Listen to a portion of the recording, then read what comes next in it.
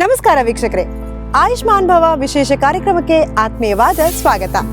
ಒಬ್ಬ ವ್ಯಕ್ತಿಯ ಸದೃಢವಾದಂತಹ ಆರೋಗ್ಯಕ್ಕೆ ಹೇಗೆ ಆತನ ಬರವಣಿಗೆ, ಮುಖಚಹರಿ, ಮಾನಸಿಕ ಸ್ಥಿತಿಗತಿಗಳು ಹಾಗೂ ಆಯುರ್ವೇದ ಕುರಿತಾದಂತಹ ಆತನ ಆರೋಗ್ಯದ ಸ್ಥಿತಿ ಹೇಗಿದೆ ಅಂತ ತಿಳ್ಕೊಳ್ಳುವಂತಹ ವಿಶೇಷ ಕಾರ್ಯಕ್ರಮವೇ ಆಯುಷ್ಮಾನ್ ಭವ. ಹಾಗಾದ್ರೆ ಈ ಆರೋಗ್ಯದ ವಿಚಾರವಾಗಿ ಅನೇಕ ವಿಚಾರಗಳನ್ನ ಈ ಸಂಚಿಕೆಯ ಮೂಲಕ ತಿಳ್ಕೊಳ್ಳೋಣವಾ? ಮತ್ತೊಮ್ಮೆ ತಮ್ಮೆಲ್ಲರಿಗೂ ಸ್ವಾಗತ. ಇದು ನಿಮ್ಮ ನೆಚ್ಚಿನ ಆಯುಷ್ಮಾನ್ ಭವ. ಹ್ಯಾಂಡ್ ರೈಟಿಂಗ್ ಅಂದ್ರೆ ಮನುಷ್ಯನ ಬರವಣಿಗೆ. ಮನುಷ್ಯನ ಬರವಣಿಗೆಗೂ ಮನುಷ್ಯನ ವರ್ತನೆಗೂ ಒಂದು ಅವಿನಾಭಾವ ಸಂಬಂಧ ಇದೆಯಂತೆ. ಅಂದ್ರೆ ಆತನ ಬರವಣಿಗೆಯನ್ನ ನೋಡಿ ಅವನ ಮನಸ್ಥಿತಿಯನ್ನ ನಾವು ಕಂಡು ಹಿಡ್ಕೋಬಹುದು. ಹಾಗಾದ್ರೆ ಈ ಹ್ಯಾಂಡ್ ರೈಟಿಂಗ್ ಅನ್ನೋದು ಹೇಗಿರ್ಬೇಕು, ನಾವು ಬರೆಯುವಂತಹ ಅಕ್ಷರಗಳು ನಮ್ಮ ಮನಸ್ಥಿತಿ ಹೇಗಿದೆ ಅನ್ನೋದನ್ನ ಹೇಗೆ ಸೂಚಿಸುತ್ತೆ, ಇದೆಲ್ಲದರ ಬಗ್ಗೆ ತಿಳ್ಕೊಳ್ಳೋಣ ಬನ್ನಿ. ನಮಸ್ಕಾರ, ನನ್ನ ಹೆಸರು doctor Sangeetha Amarnath, CEO of India Design Institute. ನಾನೇನು ಮಾಡ್ತೀನಿ ಅಂದರೆ, ನಾನು handwriting analyst. So almost 18 ಇಯರ್ಸಿಂದ ಈ ಫೀಲ್ಡಲ್ಲಿ ಇದ್ದೀನಿ. ಸಾಕಷ್ಟು ಹ್ಯಾಂಡ್ ರೈಟಿಂಗ್ ಸ್ಯಾಂಪಲ್ಸ್ ಅನಲೈಸ್ ಮಾಡಿದ್ದೀನಿ. ಸಾಕಷ್ಟು ಜನಕ್ಕೆ ಅವ್ರ ಹ್ಯಾಂಡ್ ರೈಟಿಂಗ್ನ, ಅವರಲ್ಲಿ ಏನೇನು ಸ್ಟ್ರೆಂತ್ ಇದೆ, ವೀಕ್ನೆಸ್ ಇದೆ, ಯಾವ ಥರ ರೆಕ್ಟಿಫೈ ಮಾಡ್ಕೋಬೋದು, ಹೆಲ್ತ್ ಎಜಾರ್ಟ್ಸ್ ಏನೇನಿದೆ ಅದೆಲ್ಲ ಯಾವ ಥರ ಅವ್ರು ಚೇಂಜಸ್ ಮಾಡ್ಕೋಬೋದು, ಗ್ರಾಫೋ ಥೆರಪಿ ಮೂಲಕ ಅವ್ರಿಗೆ ನಾನು ಥೆರಪೀಸ್ ಕೊಡ್ತಾ ಇರ್ತೀನಿ. ಸೊ ಈ ಥೆರಪಿ ಏನಂದರೆ, ಈ ಥರ ಗ್ರಾಫೋ ಥೆರಪಿ, ಪ್ರತಿಯೊಂದು ಅಕ್ಷರ ಈ ಥರ ಬರೆಯೋದು, ಈ ಸ್ಟೈಲ್ಸು, ಇದೆಲ್ಲ ಕೂಡ ಅವರ ಹೆಲ್ತ್ ಇಂಪ್ರೂವ್ ಆಗುತ್ತೆ, ಅವರ ಆ್ಯಟಿಟ್ಯೂಡ್ ಇಂಪ್ರೂವ್ ಆಗುತ್ತೆ, ಕಾನ್ಫಿಡೆನ್ಸ್ ಲೆವೆಲ್ ಇನ್ಕ್ರೀಸ್ ಆಗುತ್ತೆ, ಅವರಲ್ಲೇ ಒಂದು ಧೈರ್ಯ ಬರುತ್ತೆ, ನಾನು ಅಚೀವ್ ಮಾಡ್ಬೋದು ಅಂತ. ಅವರಲ್ಲಿ ಉತ್ಸಾಹ ಇರ್ಬೋದು, ಎನರ್ಜಿ ಲೆವೆಲ್ಸ್ ಇರ್ಬೋದು, ಆಮೇಲೆ ಸ್ಟ್ರೆಸ್ ಲೆವೆಲ್ಸ್ ಕಡಿಮೆ ಆಗುತ್ತೆ. ಇದೆಲ್ಲ ಬಂದು ಗ್ರಾಫೋ ಸೈಬರ್ನೆಟಿಕ್ಸ್ ಅಂತ. So this is all the different patterns. ಅದಕ್ಕೆ ಹಳೆ ಕಾಲದಲ್ಲಿ ನೋಡ್ತಿದ್ರಲ್ಲ, ರಂಗೋಲಿ 5 ಗಂಟೆ 4 ಗಂಟೆಗೆಲ್ಲ ಇಡೋರು, ಬೆಳಿಗ್ಗೆ ಆ ಚುಕ್ಕೆ ಇಟ್ಟವರು, ಡಾಟ್ಸ್. ಆ ಡಾಟ್ಸ್ ಕೂಡ ನಿಮ್ಮ BP-ನ ರೆಡ್ಯೂಸ್ ಮಾಡುತ್ತೆ. ಈಗ ಐ ಡಾಟ್ಸ್ ಅಂತ ಹೇಳ್ತೀವಿ, ಐಯಲ್ಲಿ ಡಾಟ್ ಹಾಕ್ತೀವಿ. ಯಾಕೆ ಅದು ಕರೆಕ್ಟಾಗಿ ಪಿಕ್ಚರ್ ಪರ್ಫೆಕ್ಟ್ ಹಾಕಬೇಕು ಅಂದರೆ, your stress level will reduce. ತುಂಬ ಜನಕ್ಕೆ ಈ ಡಾಟ್ ಹಾಕದೇ ಇರೋರಿಗೆ ಜಾಸ್ತಿ BP ಇಶ್ಯೂಸ್ ಇರುತ್ತೆ. So we say control through your dots. ಅದಕ್ಕೆ ಹಳೆ ಕಾಲದಲ್ಲಿ ರಂಗೋಲಿ ಹಾಕ್ತಿದ್ರು, ಆಮೇಲೆ ಸ್ಕ್ವಿಗಲ್ ಹಾಕ್ತಾಯಿದ್ರು.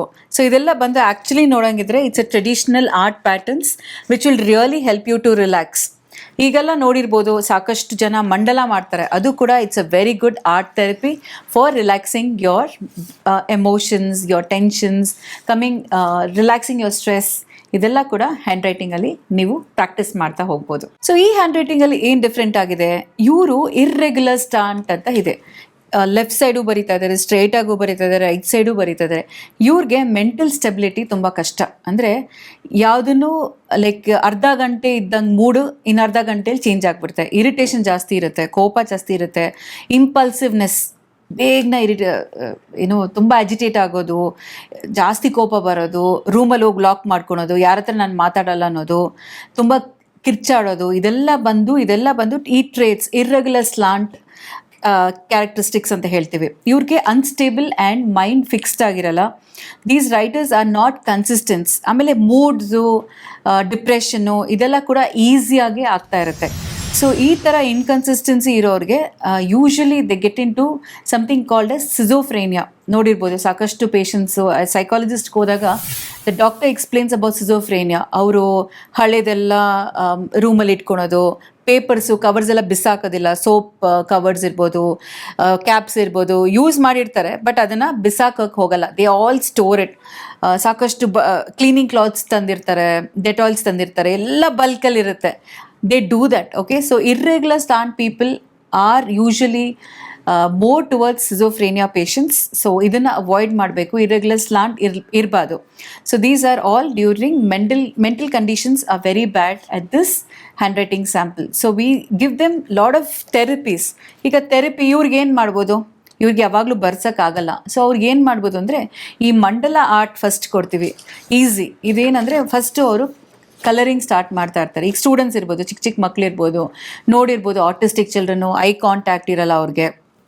They don't know to express themselves, their emotion, their feelings. So ಅವ್ರಿಗೆಲ್ಲ ಈ ಥರ ಮಂಡಲ ಆರ್ಟ್ ಅಂತ ಫಸ್ಟು ಕಲರಿಂಗ್ ಕೊಡ್ತೀವಿ. ಸಾಕಷ್ಟು ನೋಡಿರ್ಬೋದು, ಅಬ್ರಾಡಲ್ಲಿ ಕೂಡ everybody are practising mandala art therapy. So ಈ ಥರ ಡಿಫ್ರೆಂಟ್ ಪ್ಯಾಟರ್ನ್ ಕೊಟ್ಟಾಗ ಒಂದು ಕಾನ್ಸಂಟ್ರೇಷನ್ ಇನ್ಕ್ರೀಸ್ ಆಗುತ್ತೆ, ಫೋಕಸ್ ಇನ್ಕ್ರೀಸ್ ಆಗುತ್ತೆ. ಆಮೇಲೆ ಅವ್ರಿಗೆ ಆ ಸ್ಟ್ರೋಕ್ಸ್ ಮಾಡ್ತಾ ಹೋದಾಗ ಸೆಲ್ಫ್ ಕಾನ್ಫಿಡೆನ್ಸ್ ಕೂಡ ಇನ್ಕ್ರೀಸ್ ಆಗುತ್ತೆ. So mandala is a very good art to relax your mind, keep yourself calm and more focused. ಈ ಹ್ಯಾಂಡ್ ರೈಟಿಂಗ್ ನೋಡಿರ್ಬೋದು, ಎಲ್ಲ ಹ್ಯಾಂಡ್ ರೈಟಿಂಗ್ ಕೆಳಗಡೆ ಬೀಳ್ತಾರೆ. ಅಂದರೆ ಬಾಡಿ ಲ್ಯಾಂಗ್ವೇಜ್ ಥರ, ಈಗ ಸುಸ್ತಾಗಿದ್ದಾಗ, ಟಯರ್ಡ್ ಇದ್ದಾಗ ಹೆಂಗೆ ನಡಿತೀವಿ, ಉತ್ಸಾಹ ಇದ್ದಾಗ ಹೆಂಗೆ ನಡಿತೀವಿ, ಅದೇ ಥರ ಹ್ಯಾಂಡ್ ರೈಟಿಂಗಲ್ಲಿ ಗೊತ್ತಾಗುತ್ತೆ. ಈಗ ಈ ಹ್ಯಾಂಡ್ ರೈಟಿಂಗ್ ಎಲ್ಲ ಬಂದು ಡೌನ್ ಸ್ಲಾಂಟ್. ಇವ್ರಿಗೆ ಅಗೇನ್ ಮೆಂಟಲ್ ಸ್ಟೆಬಿಲಿಟಿ ಇರಲ್ಲ, ಜಾಸ್ತಿ ಸ್ಟ್ರೆಸ್ ಲೆವೆಲ್ಸಲ್ಲಿ ಇರ್ತಾರೆ. ಸೊ ಸಾಕಷ್ಟು ಡಿಫ್ರೆನ್ಸಸ್ ಇರುತ್ತೆ. ಅವರ ಓನ್ ಎಮೋಷನ್ಸ್ನ ಅವರು ಹ್ಯಾಂಡಲ್ ಮಾಡೋಕ್ಕೆ ಆಗಲ್ಲ. They are actually having lot of stress which is showing up in their writing. ಇದು ಬಂದು downhill in hand writing ಅಂತ ಹೇಳ್ತೀವಿ. This should be avoided. ಈ ಸ್ಟ್ರೆಸ್ ಇದ್ದಾಗ ಏನಾಗುತ್ತೆ, ಇನ್ಸ್ಟೆಬಿಲಿಟಿ ಆಫ್ ಮೈಂಡ್.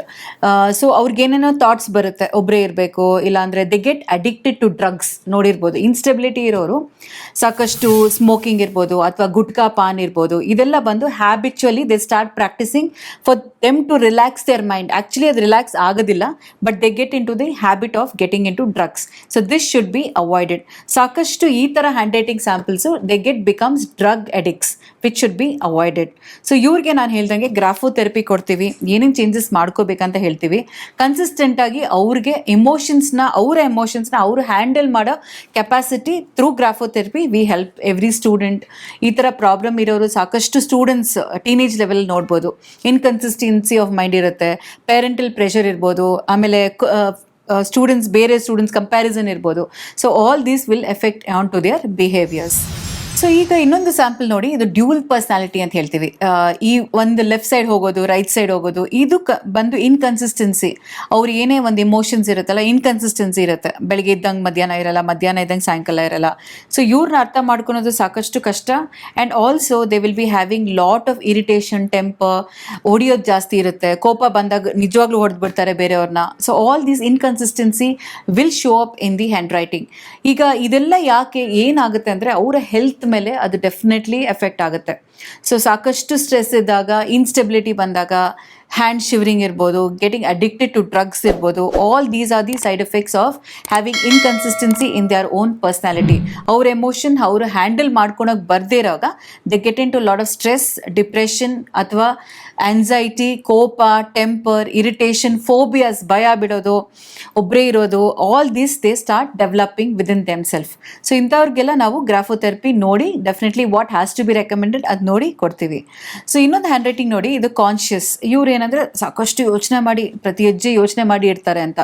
ಈ ಕಾನ್ಷಿಯಸ್ ರೈಟಿಂಗ್ ಎಲ್ಲಿ ಬರುತ್ತೆ ಅಂದರೆ ಇದು ನೆಕ್ಸ್ಟ್ ಸ್ಟೆಪ್ ಟು ಡಯಾಬಿಟಿಕ್ಸ್ ಅಂತ ಹೇಳ್ತೀವಿ. ತುಂಬ ಜನ ಡಯಾಬಿಟೀಸ್ ಇರೋ ಪೇಷಂಟ್ಸು ತುಂಬ ಎಳೀತಾರೆ, ಎಂಡಿಂಗ್ ಸ್ಟ್ರೋಕ್ಸ್ ಎಳೀತಾರೆ. ದೆ ವೆರಿ ಕಾನ್ಷಿಯಸ್, ಇಷ್ಟೇ ತಿನ್ನಬೇಕು, ಶುಗರ್ ಜಾಸ್ತಿ ತೊಗೋಬಾರ್ದು, ಜಾಸ್ತಿ ಸ್ವೀಟ್ ತಿನ್ನಬಾರ್ದು. They get very conscious and this is seen in all the diabetic patients. So ಇದು ನಿಮ್ಮಲ್ಲಿ ಇದ್ರೂ ಕೂಡ ಚೆಕ್ ಮಾಡಿ and it will really help you to understand whether you are pre diabetic. ಇವಾಗೆಲ್ಲ ಮಾಡ್ತಾರಲ್ಲ ಟೆಸ್ಟ್ ಎಲ್ಲ ಬೇಗನೆ ಮಾಡಿಬಿಡ್ತಾರೆ.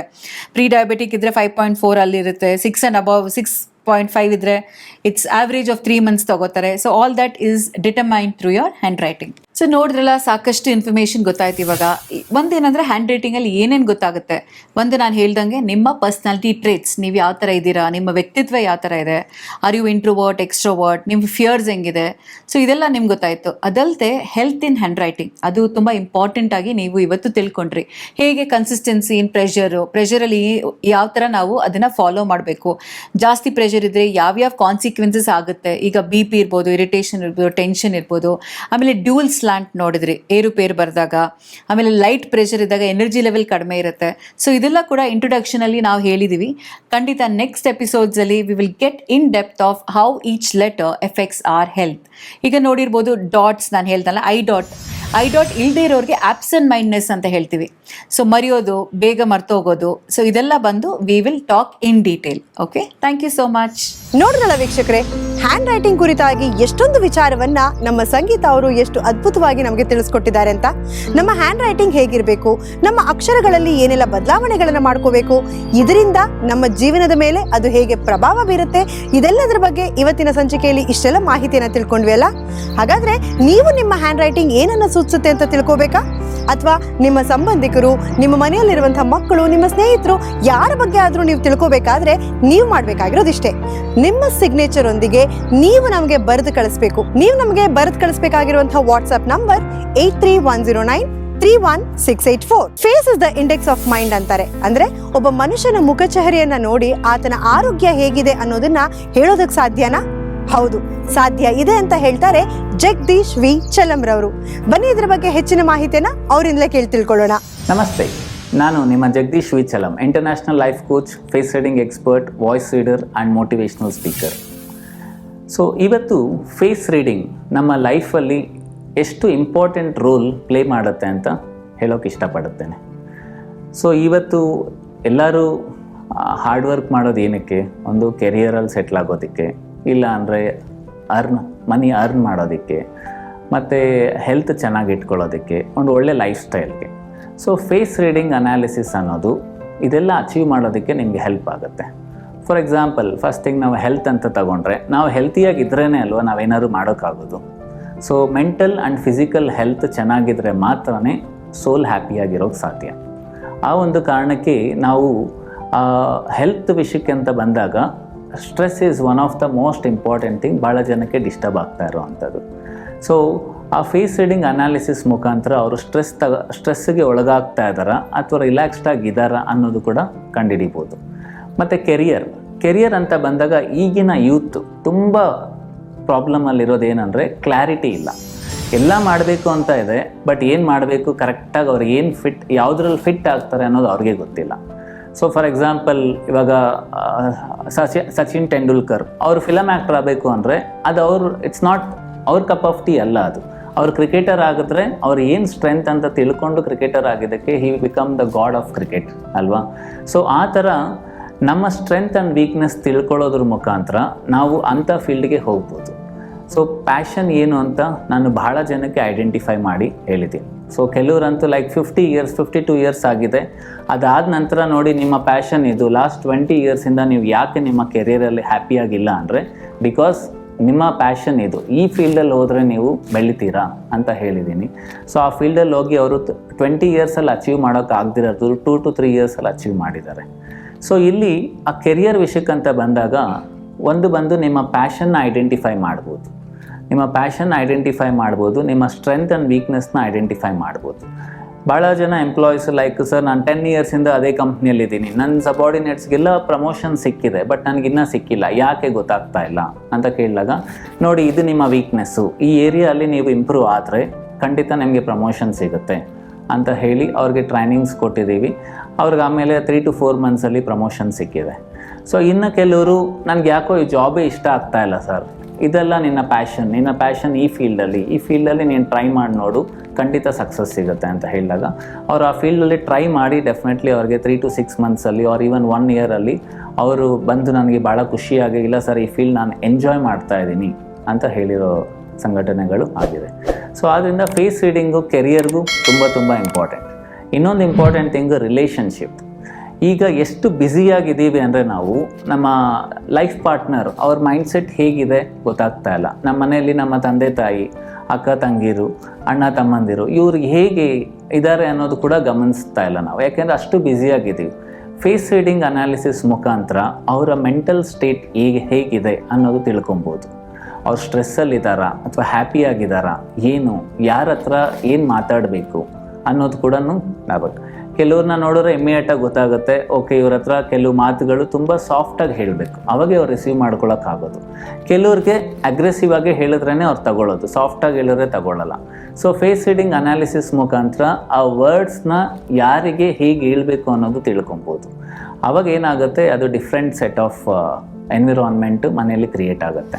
Same with business partners. ಎಷ್ಟೊಂದು ಜನ ಆ ಈಗೋ ಕ್ಲಾಶಸ್ಸಲ್ಲಿ ನಡೀತಾ ಇರುತ್ತೆ. ಬಿಸ್ನೆಸ್ ಪಾರ್ಟ್ನರ್ಸ್ ಆಗ್ಬೋದು, ಜಾಬ್ ಎಂಪ್ಲಾಯೀಸಲ್ಲಿ ಆಗ್ಬೋದು, ಆ ಈಗೋ ಕ್ಲಾಶಸ್ ಅಂತ ಇದೆ. ಅವ್ರಿಗೆ ಬೇಕಾಗಿರೋದು ಇದು, ಸೊ ಅವ್ರ ವೀಕ್ನೆಸ್ ಇದು, ಅವ್ರ ಸ್ಟ್ರೆಂತ್ ಇದು ಅಂತ ತಿಳ್ಕೊಂಡು ಅದ್ರ ಪ್ರಕಾರ ನಾವು ಬಿಹೇವ್ ಮಾಡೋಕ್ಕೆ ಶುರು ಮಾಡಿದಾಗ ಖಂಡಿತ we can win lot of people.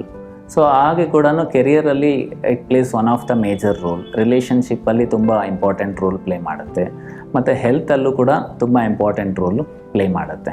So ಆದ್ದರಿಂದ ಫೇಸ್ ರೀಡಿಂಗಲ್ಲಿ ನಾವು ಏನು ಮಾಡ್ತೀವಿ ಅಂದರೆ ಅವರ ಫೇಸ್ ರೀಡಿಂಗ್ ಅನಾಲಿಸಿಸ್ ಪ್ರಕಾರ ಅವ್ರಿಗೆ ಕೆಲವು ಕೋರ್ಸಸ್ ಕೂಡ ಡಿಸೈನ್ ಮಾಡ್ತಾ ಇರ್ತೀನಿ ನಾನು. ಅವ್ರಿಗೇನು ಬೇಕು ಆ ಥರನೇ. ಫಾರ್ ಎಕ್ಸಾಂಪಲ್, ಇವಾಗ ಪಾಂಡವರಲ್ಲಿ ತಗೊಂಡ್ರೆ ಅರ್ಜುನ ಭೀಮ ಇಬ್ಬರಿಗೂ ಡಿಫ್ರೆಂಟ್ ಸ್ಕಿಲ್ ಇದೆ, ಬಟ್ ಅವರಿಬ್ಬರು ಒಂದೇ ಟ್ರೈ ಮಾಡಿದ್ರೆ ಒಬ್ಬರು ಫೇಲ್ ಆಗೇ ಆಗ್ತಾರೆ. ಈಗಿನ ಕಾಲಕ್ಕೆ ಬಂದರೆ MS ಧೋನಿ, ವಿರಾಟ್ ಕೊಹ್ಲಿ ಇಬ್ಬರು ಕ್ರಿಕೆಟರ್ಸೇ, ಬಟ್ ಇಬ್ಬರು different kinds of attitude, different kind of character. So ಅವರ ಸ್ಟ್ರೆಂತ್ ಪ್ರಕಾರ ಅವ್ರು ಹೋಗಿದ್ದಕ್ಕೆ ಸಕ್ಸಸ್ಫುಲ್ ಆಯಿತು. ಅವ್ರನ್ನ ಇವ್ರು ಕಾಪಿ ಮಾಡಿದ್ರೆ ಆಗಲ್ಲ, ಇವ್ರನ್ನ ಅವ್ರು ಕಾಪಿ ಮಾಡಿದ್ರು ಆಗಲ್ಲ. ಯಾಕೆಂದರೆ ಈ ಪ್ರಪಂಚದಲ್ಲಿ 7.8 ಬಿಲಿಯನ್ ಪೀಪಲ್ ಇದ್ದಾರೆ and every one are unique, every one are different. ಅವ್ರದ್ದೇ ಆದ ಸ್ಟ್ರೆಂತ್ ಆ್ಯಂಡ್ ವೀಕ್ನೆಸ್ ಅನ್ನೋದಿರುತ್ತೆ. ಅದನ್ನು ನಾವು ತಿಳ್ಕೊಂಡು ಅದರ ಪ್ರಕಾರ ನಾವು ಹೋದರೆ ಖಂಡಿತ ನಾವು ಸಕ್ಸಸ್ಫುಲ್ ಆಗ್ಬೋದು. ಸೊ ಈ ವಿಷಯದಲ್ಲಿ ಕಂಪ್ಲೀಟ್ ಮಾರ್ಗದರ್ಶನ ಇರುತ್ತೆ ನನ್ನ ಕಡೆಯಿಂದ. ಸೊ ನಿಮಗೆ ಕೆರಿಯರ್ ಆಗ್ಬೋದು, ರಿಲೇಷನ್ಶಿಪ್ ಆಗ್ಬೋದು, ಅವ್ರ ಹೆಲ್ತ್ ಬೆಟರ್ ಮಾಡ್ಕೊಳ್ಳೋದಕ್ಕೆ face reading plays one of the important role. So ಬಹಳ ಜನ ಅಂದ್ಕೊಳ್ತಾ ಇರ್ತಾರೆ, ಲೈಕ್ ಫೇಸ್ ರೀಡಿಂಗ್ ಅನಾಲಿಸಿಸ್ ಅಂತ ಬಂದಾಗ ಈ ಫೇಸ್ ರೀಡಿಂಗು ಜೀನ್ಸಲ್ಲಿ, ಅಂದರೆ ನಾವು ಹುಟ್ಟಿದಾಗ ತಂದೆ ತಾಯಿಯಿಂದ ಅಥವಾ ಗ್ರ್ಯಾಂಡ್ ಫಾದರ್, ಗ್ರ್ಯಾಂಡ್ ಮದರ್ ಅವರಿಂದ ಏನಾದ್ರು ಈ ಕ್ಯಾರೆಕ್ಟರ್ಸ್ ಕ್ಯಾರಿ ಆಗುತ್ತಾ ಅಂದರೆ ಹೌದು, ಖಂಡಿತ ಕ್ಯಾರಿ ಆಗುತ್ತೆ. 50% ನಮ್ಮ ಜೀನ್ಸಲ್ಲಿರುತ್ತೆ ನಮ್ಮ characters. Okay, up to 6 years ನೀವು ನೋಡಿ, ನಾವು ಆ ಮಗು ತುಂಬ ತೀಟೆ ಅಂತ ಹೇಳ್ಬೋದು ಅಥವಾ ತುಂಬ ತುಂಟ ಅಂತ ಹೇಳ್ಬೋದು. ಆ್ಯಕ್ಚುಲಿ ಅವ್ರ ಫಾದರು ಹಾಗೆ ಇರ್ತಾರೆ, ಅವ್ರ ಗ್ರ್ಯಾಂಡ್ ಫಾದರು ಹಾಗೆ ಇರ್ತಾರೆ. ಅಂದರೆ ಫಸ್ಟ್ 6 ಇಯರ್ಸ್ವರೆಗೂ ಜೀನ್ಸ್ನೇ ಆಲ್ಮೋಸ್ಟ್ 50 to 70% ಕ್ಯಾರಿ ಮಾಡೋದು. 6 ಇಯರ್ಸ್ ಆದ ನಂತರ ಅವರು ಸ್ಕೂಲ್ಸ್ಗೆ ಹೋಗಿ ಶುರು ಮಾಡ್ತಾರೆ, ಎನ್ವಿರಾನ್ಮೆಂಟ್ ಪ್ರಕಾರ ಚೇಂಜ್ ಆಗ್ತಾರೆ. ಸೊ ಒಂದು 30 ಇಯರ್ಸ್ ಬ್ಯಾಕ್ ಒಂದು ಗೌರ್ಮೆಂಟ್ ಸ್ಕೂಲಲ್ಲಿ ಒಂದು ಹಳ್ಳಿಯಲ್ಲಿ ಬೆಳೀತಾ ಇರ್ತಾರೆ, ಬಟ್ ಇವಾಗ ಕಾನ್ವೆಂಟಲ್ಲಿ ಬೆಳೀತಾ ಇರ್ತಾರೆ. ಸೊ ಆ ಥರ ಒಂದು ಎನ್ವಿರಾನ್ಮೆಂಟ್ ಪ್ರಕಾರ ಅವ್ರು ಚೇಂಜಸ್ ಆಗ್ತಾರೆ. ಅದಾದ ನಂತರ ಕಾಲೇಜಿಗೆ ಬಂದಾಗ ಇನ್ನೂ ಚೇಂಜಸ್ ಆಗುತ್ತೆ. ಸೊ ಈ ಥರ ಏನಾಗುತ್ತೆ, ಫಸ್ಟು 6 ಇಯರ್ಸಲ್ಲಿ ಆ್ಯಕ್ಚುಲಾಗಿ ಅವ್ರಿಗೆ ಒಂದು 50% ಆ ಕ್ಯಾರೆಕ್ಟರ್ ಏನು ಬಿಲ್ಡ್ ಆಗಿರುತ್ತೆ ಜೀನ್ಸಲ್ಲಿ, ಇನ್ನು 50% ಸ್ಪೇಸ್ ಇರುತ್ತೆ. ಆ 6 ಇಯರ್ಸ್ ಒಳಗಡೆ ಏನೇ ಕಲೀಲಿ ಲೈಫ್ ಲಾಂಗ್ ಮರೆಯಲ್ಲ ಅವರು. ಫಾರ್ ಎಕ್ಸಾಂಪಲ್ ಪುನೀತ್ ರಾಜ್ಕುಮಾರ್ ಅವರು 6 ಇಯರ್ಸ್ ಮುಂಚೆ ಹೇಗಿದ್ರು, ಅಂದರೆ ಅವರು 6 ವರ್ಷ ಮಗು ಇದ್ದಾಗ ಹೇಗಿದ್ರು, ಅವರು ಕೊನೆ ಉಸಿರಿರೋವರೆಗೂ ಹಾಗೇ ಇದ್ರು. ಅಂದರೆ ಅವರ ಪಾಸಿಟಿವ್ಸ್ ಎಲ್ಲೂ ಬಿಟ್ಕೊಡ್ಲಿಲ್ಲ ಅವರು. ಅನದರ್ ಎಕ್ಸಾಂಪಲ್ ಬಂದು ಸಚಿನ್ ತೆಂಡೂಲ್ಕರ್, ಇವರು ಅಷ್ಟೇ ಚಿಕ್ಕ ವಯಸ್ಸಲ್ಲಿ ಹೇಗಿದ್ರು ಅದೇ ಉತ್ಸಾಹ, ಅದೇ ಆಸೆ, ಅದೇ ಒಂದು ಹಂಬಲ್ನೆಸ್ಸು, ಅದು ಚಿಕ್ಕ ವಯಸ್ಸಲ್ಲಿ ಒಂದು 5 ಇಯರ್ಸ್ ಇದ್ದಾಗ ಹೇಗಿದ್ರು ಇವಾಗೂ ಸಚಿನ್ ತೆಂಡೂಲ್ಕರ್ ಹಾಗೇ ಇದ್ದಾರೆ. ಬಟ್ ಎಲ್ಲರ ಲೈಫಲ್ಲಿ ಈ ಥರ ಆಗುತ್ತಾ? ಇಲ್ಲ, ಖಂಡಿತ ಆಗಲ್ಲ. ಯಾಕೆ ಅಂದರೆ ನಾವು ಸ್ಕೂಲ್ಸ್ಗೆ ಹೋಗ್ತೀವಿ, ಚಿಕ್ಕ ವಯಸ್ಸಲ್ಲಿ ನೋಡಿ ಒಂದು ಗೋಡೆ ಹತ್ಬಿಡ್ತೀವಿ, ಮರ ಹತ್ತೀವಿ, ಬೀಳ್ತೀವಿ ಅನ್ನೋ ಭಯನೇ ಇಲ್ಲ. ಓಕೆ, ಮತ್ತು ಒಂದು ಮಗುನ ಮೇಲಕ್ಕೆ ಬಿಸಾಕಿದ್ರೆ ಆ್ಯಕ್ಚುಲಿ ಆ ಮಗು ನಗುತ್ತೆ. ಯಾಕೆ ಅಂದರೆ ಆ ಮಗುಗೆ ಬಿದ್ದರೆ ಏನಾಗುತ್ತೆ ಅನ್ನೋ ಐಡಿಯಾನೂ ಇರಲ್ಲ. ಬಟ್ ಅದೇ ಒಂದು 6 ವರ್ಷ 7 ವರ್ಷ ಆದಮೇಲೆ ಏನಾಗುತ್ತೆ, ಅಲ್ಲಿ ಹತ್ಬೇಡ ಬಿದೋಗ್ತೀಯ, ಇಲ್ಲಿ ಹತ್ಬೇಡ ಬಿದೋಗ್ತೀಯ. ಆ ಮಗು 6 ಇಯರ್ಸ್ವರೆಗೂ 100% ಪಾಸಿಟಿವೇ. ಬಟ್ ಹೋಗ್ತಾ ಏನಾಗುತ್ತೆ, ಪೇರೆಂಟ್ಸು, ಟೀಚರ್ಸು, ಆ ಎನ್ವಿರಾನ್ಮೆಂಟು ಆ ಮಗುನ 20% ಪಾಸಿಟಿವ್ಗೆ ತಂದು ಇಟ್ಬಿಡುತ್ತೆ. ಅಂದರೆ 80% ನೆಗೆಟಿವ್ ಆಗೋಗುತ್ತೆ. ಸೊ ಆ ಒಂದು ಇದರಿಂದ ಏನಾಗುತ್ತೆ, ಮತ್ತೆ ಏನಾದರೂ ಕಲಿಬೇಕು ಅಂದರೆ ಮಿನಿಮಮ್ 21 ಡೇಸ್ ಅವ್ರು ಪ್ರಾಕ್ಟೀಸ್ ಮಾಡಿದ್ರೇ ಕಲಿಯೋಕ್ಕಾಗುತ್ತೆ. ಸೊ ಅದಾದ ನಂತರ ನಾವು ಏನೇ ಇಂಪ್ರೂವ್ ಮಾಡ್ಕೊಬೇಕು ಅಂದ್ರೂ 21 ಡೇಸ್ ಪ್ರಾಕ್ಟೀಸ್ ಬೇಕು, ಇಲ್ಲ 66 ಡೇಸ್ ಟು 108 ಡೇಸ್ ಬೇಕು ಲೈಫ್ ಸ್ಟೈಲಾಗೆ ಕನ್ವರ್ಟ್ ಮಾಡೋದಕ್ಕೆ. ಸೊ ಇಲ್ಲಿ ಫೇಸ್ ರೀಡಿಂಗ್ ಅಂತ ಬಂದಾಗ ನಾರ್ಮಲ್ಲಾಗಿ ಒಂದು ಜೀನ್ಸಿಂದ ಒಂದು 50% ಬರುತ್ತೆ. ಆಮೇಲೆ ನಾವು ನಮ್ಮ ಪರಿಸ್ಥಿತಿಗಳಿಗೆ ಹೇಗೆ ರೆಸ್ಪಾಂಡ್ ಆಗ್ತೀವಿ. ಕೆಲವರು ಸ್ಟಡೀಸ್ನ ತುಂಬ ಖುಷಿಯಾಗಿ ತಗೊಳ್ಬೋದು, ಇನ್ನು ಕೆಲವರು ಪ್ರೆಷರಾಗಿ ತಗೊಳ್ಬೋದು. ಅದು ಕೂಡ ಅವ್ರಿಗೆ ಆ ಭಯ ಮನಸ್ಥಿತಿ ಅಥವಾ ಫಿಯರ್ ಆಫ್ ಫೇಲ್ಯೂರು, ಆ ನರ್ವಸ್ನೆಸ್ಸು ಕ್ರಿಯೇಟ್ ಮಾಡುತ್ತೆ. ಮತ್ತು ಕೆಲವ್ರನ್ನ ನೋಡಿರ್ಬೋದು ನೀವು, ಒಂದು 10 ವರ್ಷ ಆದಮೇಲೆ ನೋಡ್ರೆ ಇವನೇನಕ್ಕೂ ಕೆಲ್ಸಕ್ಕೆ ಬರಲ್ಲ ಅಂದ್ಕೊಂಡಿರ್ತೀವಿ, ಬಟ್ ನೋಡಿದ್ರೆ ಅವ್ರು ಬಹಳ ಸಕ್ಸಸ್ಫುಲ್ ಆಗಿರ್ತಾರೆ. ಮತ್ತು ಡಿಫ್ರೆನ್ಸು ಅವ್ರ ಫೇಸಲ್ಲಿ ಈಸಿಯಾಗಿ ಮೇಕೌಟ್ ಮಾಡ್ಬೋದು, ಗೊತ್ತಾಗ್ಬಿಡುತ್ತೆ. ಆವಾಗಿನ ಫೇಸ್ಗೂ ಇವಾಗಿನ ಫೇಸ್ಗೂ ತುಂಬ ಡಿಫ್ರೆನ್ಸ್ ಗೊತ್ತಾಗುತ್ತೆ. ಅಂದರೆ ಆ ವ್ಯಕ್ತಿ ಚೇಂಜ್ ಆಗ್ತಾ ಅವರ ಫೇಶಿಯಲ್ ಫೀಚರ್ಸು ಕೂಡ ಚೇಂಜ್ ಆಗುತ್ತೆ. ಒಂದೇ ಒಂದು ಫೇಸಲ್ಲಿ ಚೇಂಜ್ ಆಗದಿರೋದೇನೆಂದರೆ ಕಣ್ಣು. ನೀವು ಹುಟ್ಟದಾಗಿಂದ ಸಾಯೋವರೆಗೂ ಕಣ್ಣು ಮಾತ್ರ ಚೇಂಜ್ ಆಗಲ್ಲ, ಅದು ನಿಮ್ಮ ಒರಿಜಿನಲ್ ಕ್ಯಾರೆಕ್ಟರ್ನ ಹೇಳೋ ಅಂಥದ್ದು. ಬಟ್ ಅದು ಬಿಟ್ಟು ಕಂಪ್ಲೀಟ್ ಫೇಸಲ್ಲಿ ನೋಸ್ ಆಗ್ಬೋದು, ಲಿಪ್ಸ್ ಆಗ್ಬೋದು, ಫೇಸ್ ಶೇಪ್ ಕೂಡ ಆಗ್ಬೋದು, ಸ್ವಲ್ಪ ಡಿಫ್ರೆನ್ಸಸ್ ಗೊತ್ತಾಗುತ್ತೆ. ಸೊ ಇದೆಲ್ಲ ಏನಾಗುತ್ತೆ, ಖಂಡಿತ ಡಿಫ್ರೆನ್ಸ್ ಕ್ರಿಯೇಟ್ ಆಗೇ ಆಗುತ್ತೆ. ಆ ಒಂದು ಇದರಿಂದ ಏನಾಗುತ್ತೆ, ನಾವು ನಮ್ಮ ಪರಿಸ್ಥಿತಿಗೆ ತಕ್ಕ ಹಾಗೆ ನಾವು ಚೇಂಜ್ ಆಗ್ತಾ ಇದ್ದೀವಿ. ಸೊ ಚಿಕ್ಕ ವಯಸ್ಸಲ್ಲಿ ಅದೆಲ್ಲ ಯಾಕೆ, ಸ್ಟೂಡೆಂಟ್ಸ್ನ ಕೇಳಿ, 10th ಒಳಗಡೆ ಅವ್ನಿಗೆ ಎಷ್ಟೊಂದು ಗೋಲ್ಸ್ ಇರುತ್ತೆ, ನಾನು ಅದು ಮಾಡ್ಬೋದು ಇದು ಮಾಡ್ಬೋದು ಅಂತ. ಅವ್ನು 10 ಇಯರ್ಸ್ ನಂತರ ಕೇಳಿ ನೋಡಿ, ಅಯ್ಯೋ ಸಿಕ್ಕಿದೆ ಸಾಕಪ್ಪ ಏನೋ ಒಂದು ಅಂತ ಅಡ್ಜಸ್ಟ್ಮೆಂಟ್ ನೇಚರ್ ಬಂದುಬಿಟ್ಟಿರುತ್ತೆ. ಬಿಕಾಸ್ ಆ ಪರಿಸ್ಥಿತಿ ಆ ವ್ಯಕ್ತಿನ ಚೇಂಜ್ ಮಾಡಿದೆ. ಸೊ ಆದ್ದರಿಂದ ನಾವು ಬದಲಾದರೆ ನಮ್ಮ ಜೀವನ ಬದಲಾಗುತ್ತೆ. ಈ ಫೇಸ್ ರೀಡಿಂಗ್ ಅನಾಲಿಸಿಸ್ ಪ್ರಕಾರ ನಿಮ್ಮ ಕೋರ್ ಸ್ಟ್ರೆಂತ್ ಏನು ಅಂತ ತಿಳ್ಕೊಂಡು ಆ ದಾರಿಯಲ್ಲಿ ಹೋದಾಗ ಖಂಡಿತ ನಿಮ್ಮ ಗೋಲ್ಸ್ ಅಚೀವ್ ಮಾಡೋದಕ್ಕೆ ತುಂಬ ಹೆಲ್ಪ್ ಆಗುತ್ತೆ. Thank you. ನೀವು ಕೂಡ ನಿಮ್ಮ ಒಂದು ಫೋಟೋನ ಕಳಿಸೋದ್ರ ಮೂಲಕ ಅಥವಾ ನಿಮ್ಮ ಒಂದು audio record 30 seconds audio record ಅನ್ನ ಕಳಿಸೋದ್ರ ಮೂಲಕ ನಿಮ್ಮ ಆರೋಗ್ಯ ಹೇಗಿದೆ ಅನ್ನೋದನ್ನ ತಿಳ್ಕೋಬಹುದು. ನೀವು ನಮಗೆ ನಿಮ್ಮ ಆಡಿಯೋ ರೆಕಾರ್ಡ್ ಅನ್ನ ಮತ್ತು ನಿಮ್ಮ ಫೋಟೋನ ಕಳಿಸಬೇಕಾಗಿರುವಂತಹ ನಮ್ಮ ವಾಟ್ಸ್ಆಪ್ ನಂಬರ್ 8310931684. ಆಯುರ್ವೇದ ಪದ್ಧತಿಗಳಲ್ಲಿ ಆಯುರ್ವೇದ ಬಹಳ ಪುರಾತನವಾದದ್ದು. ಇದರಲ್ಲಿ ಅನೇಕ ವಿಚಾರಗಳನ್ನ ನಾವು ನಮ್ಮ ದಿನನಿತ್ಯದ ಜೀವನದಲ್ಲಿ ಅಳವಡಿಸ್ಕೊಳ್ತಾ ಬರ್ತಾನೆ ಇರ್ತೀವಿ. ಆದ್ರೆ ಈ ಆಯುರ್ವೇದದಲ್ಲಿ ಜ್ಯೋತಿಷ್ಯ ಪದ್ಧತಿಯನ್ನ ಹೇಗೆ ಅಳವಡಿಸಲಾಗಿದೆ, ಅದು ನಮ್ಮ ಜೀವನದಲ್ಲಿ ಹೇಗೆ ಮುಖ್ಯವಾಗುತ್ತೆ, ಈ ಎಲ್ಲ ವಿಷಯವನ್ನ ತಿಳಿಸ್ಕೊಡ್ಲಿದ್ದಾರೆ ಡಾಕ್ಟರ್ ಸಮರ್ಥ್ ರಾವ್ ಅವರು. ನಮಸ್ತೆ, ನಾನು ಡಾಕ್ಟರ್ ಸಮರ್ಥ್, ಅಮೃತ ಆಯುರ್ವೇದಿಕ್ ಸೆಂಟರಿಂದ. ಈಗ ನಾವು ಆಯುರ್ವೇದ ಹಾಗೂ ಜ್ಯೋತಿಷ್ಯದ್ದು ಬೇರೆ ಬೇರೆ ಕನೆಕ್ಷನ್ಸ್ ಹೇಳ್ತಾ ಇದ್ದೀವಿ. ಇವತ್ತಿನ ಬಗ್ಗೆ ಫಸ್ಟ್ ಮಾತಾಡೋದು ಗ್ರಹಗಳು ಹಾಗೂ ರಸಗಳು. ಆಯುರ್ವೇದದಲ್ಲಿ ಸ್ವಾದ, ಆಮ್ಲ, ಲವಣ, ಕಟುತಿಕ್ತ, ಕಷಾಯ ರಸಗಳು 6 ರಸಗಳು ಇದೆ. ಒಂದೊಂದು ಗ್ರಹನೂ ಆ ರಸಕ್ಕೆ ಅಧಿಪತಿ ಅಂತ ನಾವು ಹೇಳ್ತೀವಿ. ಈಗ ಸೂರ್ಯಗ್ರಹ ತಗೊಳ್ಳೋಣ. ಸೂರ್ಯಗ್ರಹಕ್ಕೆ ಕಟುರಸ ಅಂದರೆ ತುಂಬ ಖಾರಪ್ರಿಯರು ಅವರು. ಎರಡನೇದು ಚಂದ್ರಗ್ರಹಕ್ಕೆ ಕ್ಷಾರರಸ ಅಂತ. ಈ ಕ್ಷಾರರಸ ಒಂಥರ ಆಸಿಡಿಕ್ ಟೇಸ್ಟ್ ಅಂತ ಕರಿತೀವಿ ನಾವು. ಈ ಜಾಸ್ತಿ ಮಸಾಲ ಎಲ್ಲ ಹಾಕಿದಾಗ, ತುಂಬ ಉಪ್ಪು ಅದೆಲ್ಲ ಹಾಕಿದಾಗ ಆಸಿಡಿಕ್ ಟೇಸ್ಟ್ ಅಂತ ಬರುತ್ತೆ, ಚಟ್ಪಟ ಟೇಸ್ಟು ಅಂತ. ಕ್ಷಾರರಸಕ್ಕೆ ಅಧಿಪತಿ ಚಂದ್ರಗ್ರಹ ಅಂತ. ನೆಕ್ಸ್ಟ್ ಬರೋದು ತಿಕ್ತ ಅಂದರೆ ಬಿಟ್ಟರ್ ಟೇಸ್ಟ್ ಅಂತ. ಅದಕ್ಕೆ ಅಧಿಪತಿ ಕುಜಗ್ರಹ, ಅಂಗಾರಕ. ಈ ಕುಜಗ್ರಹ 2ನೇ ಮನೆ, ಈ ನಾಲ್ಗೆಗೆ ಸಂಬಂಧಪಟ್ಟಿದ್ದು ಏನೇನು ತಿಂತಾರೆ ಅದಕ್ಕೆ ಜಾಸ್ತಿ ತಿಕ್ತರಸ ತುಂಬ ಇಷ್ಟವಾಗಿರೋರು, ಅವ್ರಿಗೆಲ್ಲ ತಿಕ್ತರಸ ತುಂಬ ಇಷ್ಟ. ನೆಕ್ಸ್ಟ್ ಬುಧಗ್ರಹಕ್ಕೆ ಸಮರಸ ಅಂತ. ಎಲ್ಲ ರಸಗಳು ಅವರಿಗೆ ತುಂಬ ಇಷ್ಟ. ಸ್ವಾದ, ಆಮ್ಲ, ಲವಣ, ಕಟು, ತಿಕ್ತ, ಕಷಾಯ. ಅವರು ಚೆನ್ನಾಗಿ ಆಹಾರ ಸೇವನೆ ಮಾಡ್ತಾರೆ ಅಂತ. ಈ ಬುಧಗ್ರಹ ಈ 2ನೇ ಮನೆಯಲ್ಲಿ ಇತ್ತು, ಅವರಿಗೆ ಆಹಾರದಲ್ಲಿ ಫಸಿನೆಸ್ ಇರಲ್ಲ ಅಂತ. ಎಲ್ಲ ಥರದ್ದು ಫುಡ್ಡು ಚೆನ್ನಾಗಿ ತಿಂತಾರೆ, ದೇಹಕ್ಕೂ ಒಂಥರ ಒಳ್ಳೆಯದು ಅಂತ. ಗುರುಗ್ರಹ, ಗುರು ಹೆಫ್ಟಿ ಪರ್ಸ್ನಾಲಿಟಿ, ಮಧುರ ರಸ, ಸ್ವೀಟ್ ಟೂತ್, ಸ್ವೀಟ್ ಟೇಸ್ಟ್ ಅಂತ ಕರಿತೀವಿ ನಾವು. ಕೆಲವರಿಗೆ ಸ್ವೀಟ್ಸ್ ಅಂದರೆ ತುಂಬ ಇಷ್ಟ, ಯಾವಾಗಲೂ ಸ್ವೀಟ್ ತಿಂತಾ ಇರಬೇಕು ಅಂತ ಅನಿಸುತ್ತೆ.